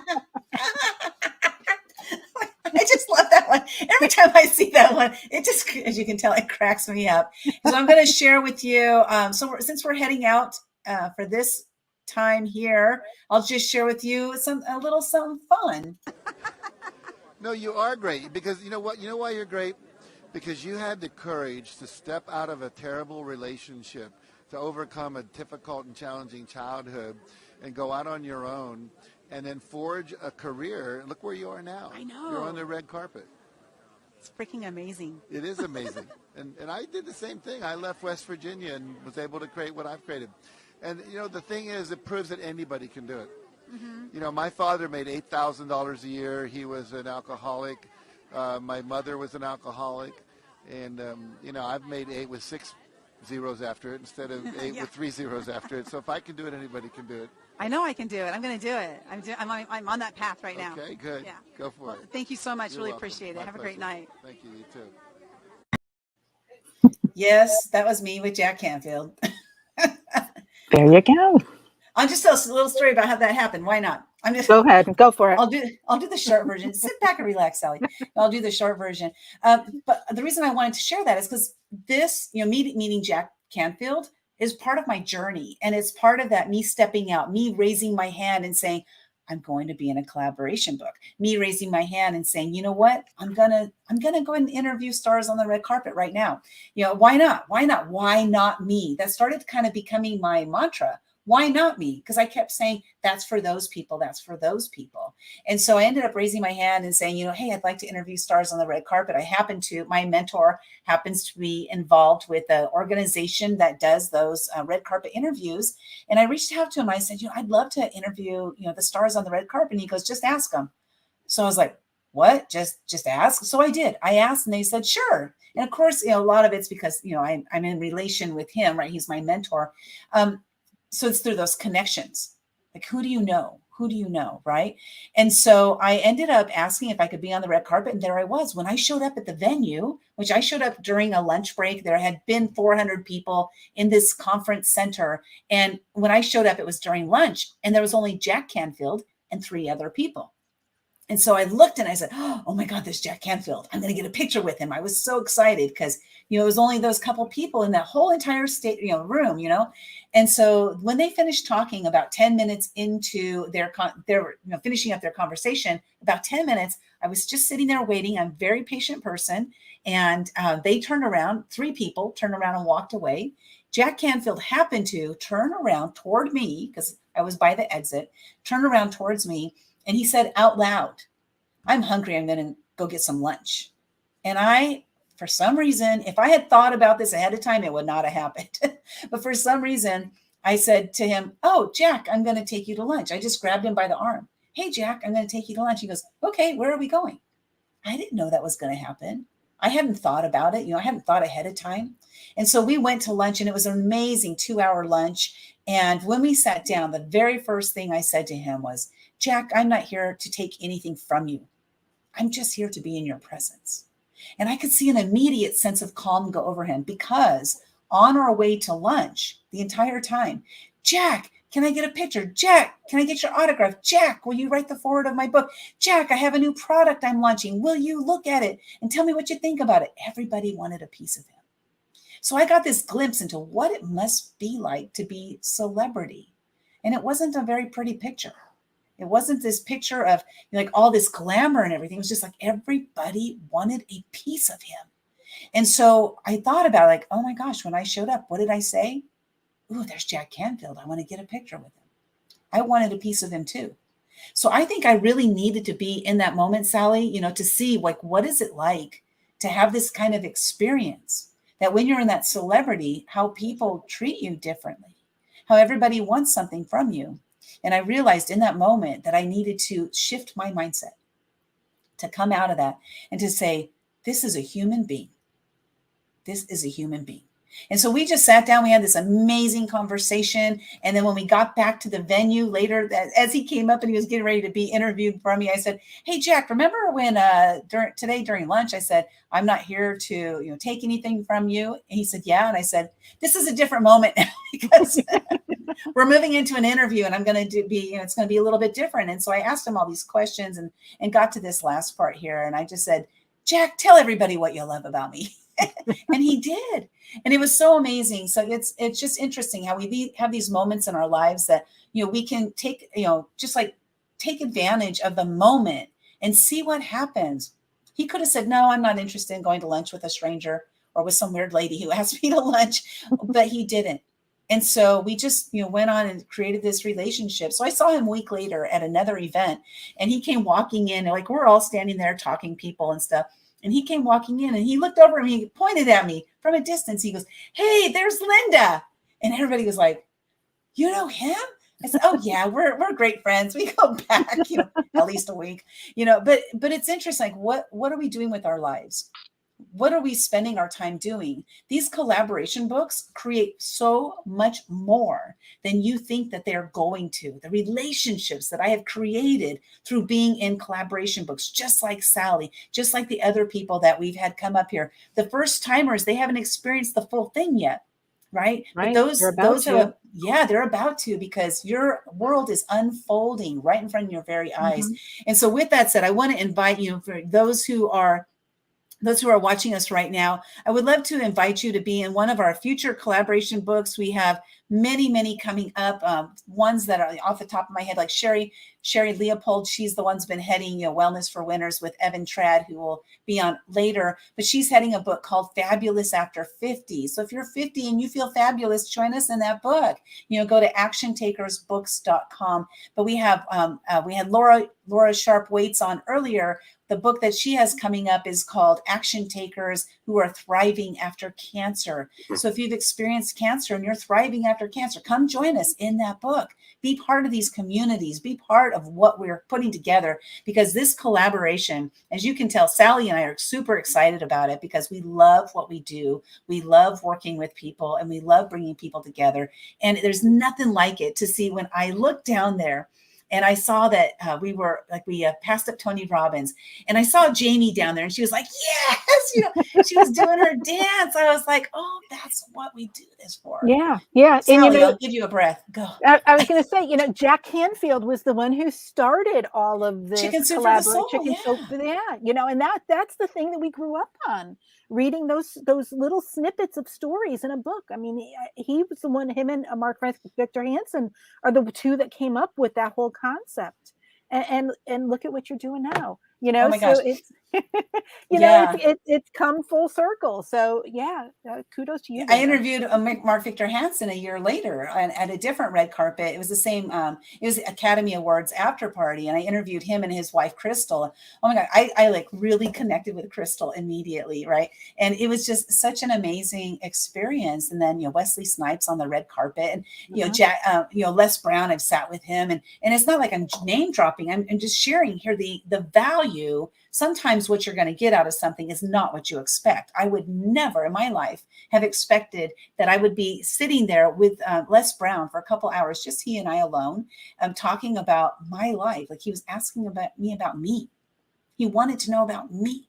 I mean, it was and it was all because of the collaborations that have created from that very first one that I said, I'm in. I don't know what I'm getting into, but I'm in. And it was very scary at the beginning. Yeah. I'm so glad I made that jump. Yeah. But, and the book that I was in, it was like, I put no thought into it. I was just like, yeah, I'll do it. And I had no idea where it was going to take me. I just thought, all right, I'll write a chapter and, life will go on. But yeah, well, you've been a writer like all your life, right? And stuff. And like, I never was. So I never even crossed my mind, never. And it was just one of those kind of happenstance things. And I said, okay, I'll do it. And I did. It was my mentor. I believe in him. He believes in me. And so that was really the start of it all. If I didn't say yes to that, I wouldn't be doing anything I'm doing today. Nothing. Zero. I guarantee it. Right. I guarantee it. We had a drip in our closet that we didn't know that was going on, and so I had to clean my closet out this week. So I'm going through, and I found a stack of some of my old papers in stories that I wrote, and I was like, oh, I need to go through these later. So I have them over there, and I'm like, okay. I love that. Are they journal entries or are they actual No, stories? they're I think it was from an English class that I took years ago, and we had to every week we had to write a different story. And so Okay. I mean, there's a stack of them, and I'm like, I wrote all these. I'm like, all right, I don't remember them. I'm gonna have to go back, but I'm like, I'm keeping these. I had to take them up, and so you never know what you find when you start cleaning your Yeah, exactly. Especially if you've been there a long time, right? My husband and I moved. We have downsized so many times. I don't even know. No, we've been here 36 years. So Wow, yeah, wow. 36 Well, years full of stuff. well, you know, one of the books I want to write, and I want, the collaboration books to write is called Action Takers Dumping Their Journals. Like, I would love, because, you can dump some of your journals from, junior high school, or what have you, and dumping some of that stuff into a book. I just think it would be fascinating to read those. And I have this whole vision of what it looks like. And not that it's like just words on a paper, but that you actually take the piece of paper, right? And you take a photo of it, and that goes in the book. So we get to actually see your handwriting. I just think, now nobody steal my idea, because no, you can steal my idea, but I just think it would be fascinating. It would be fascinating reading. I have never been a writer. I still don't consider myself a writer. I'm more of the publishing side of it. You're the writer side of it. And, I've never considered myself, and I've never been a journaler, if that's a word, but I love reading people's stories. And I think that would be fascinating. So it's on the list. Okay. And All right. we'll see what happens with that one. Not all my ideas come to fruition, but Sally, I'm going to go get some lunch, and I'm going to see you back here in 41 minutes. And let's see what happens in the next 41 minutes. Tony, we're coming after you again. And Arthur, you watch out. That's right. We're after you. Okay, everybody, go to wellnessforwinners.com, and remember, I will reimburse your $1.99 US if you send me an email, support@actiontakerspublishing.com. Send me an email with your receipt, and I will reimburse your $1.99. You got to send me your PayPal link so that I can reimburse you. Okay. So you heard it right here. Go ahead. I'm looking forward to receiving your email asking for your reimbursement, because then I know you bought it. Sally, final words before we head out. Let's do this. Let's beat them. That's right. Can't beat them, Jim. No, we want to beat them. Okay, we'll see you soon. Bye.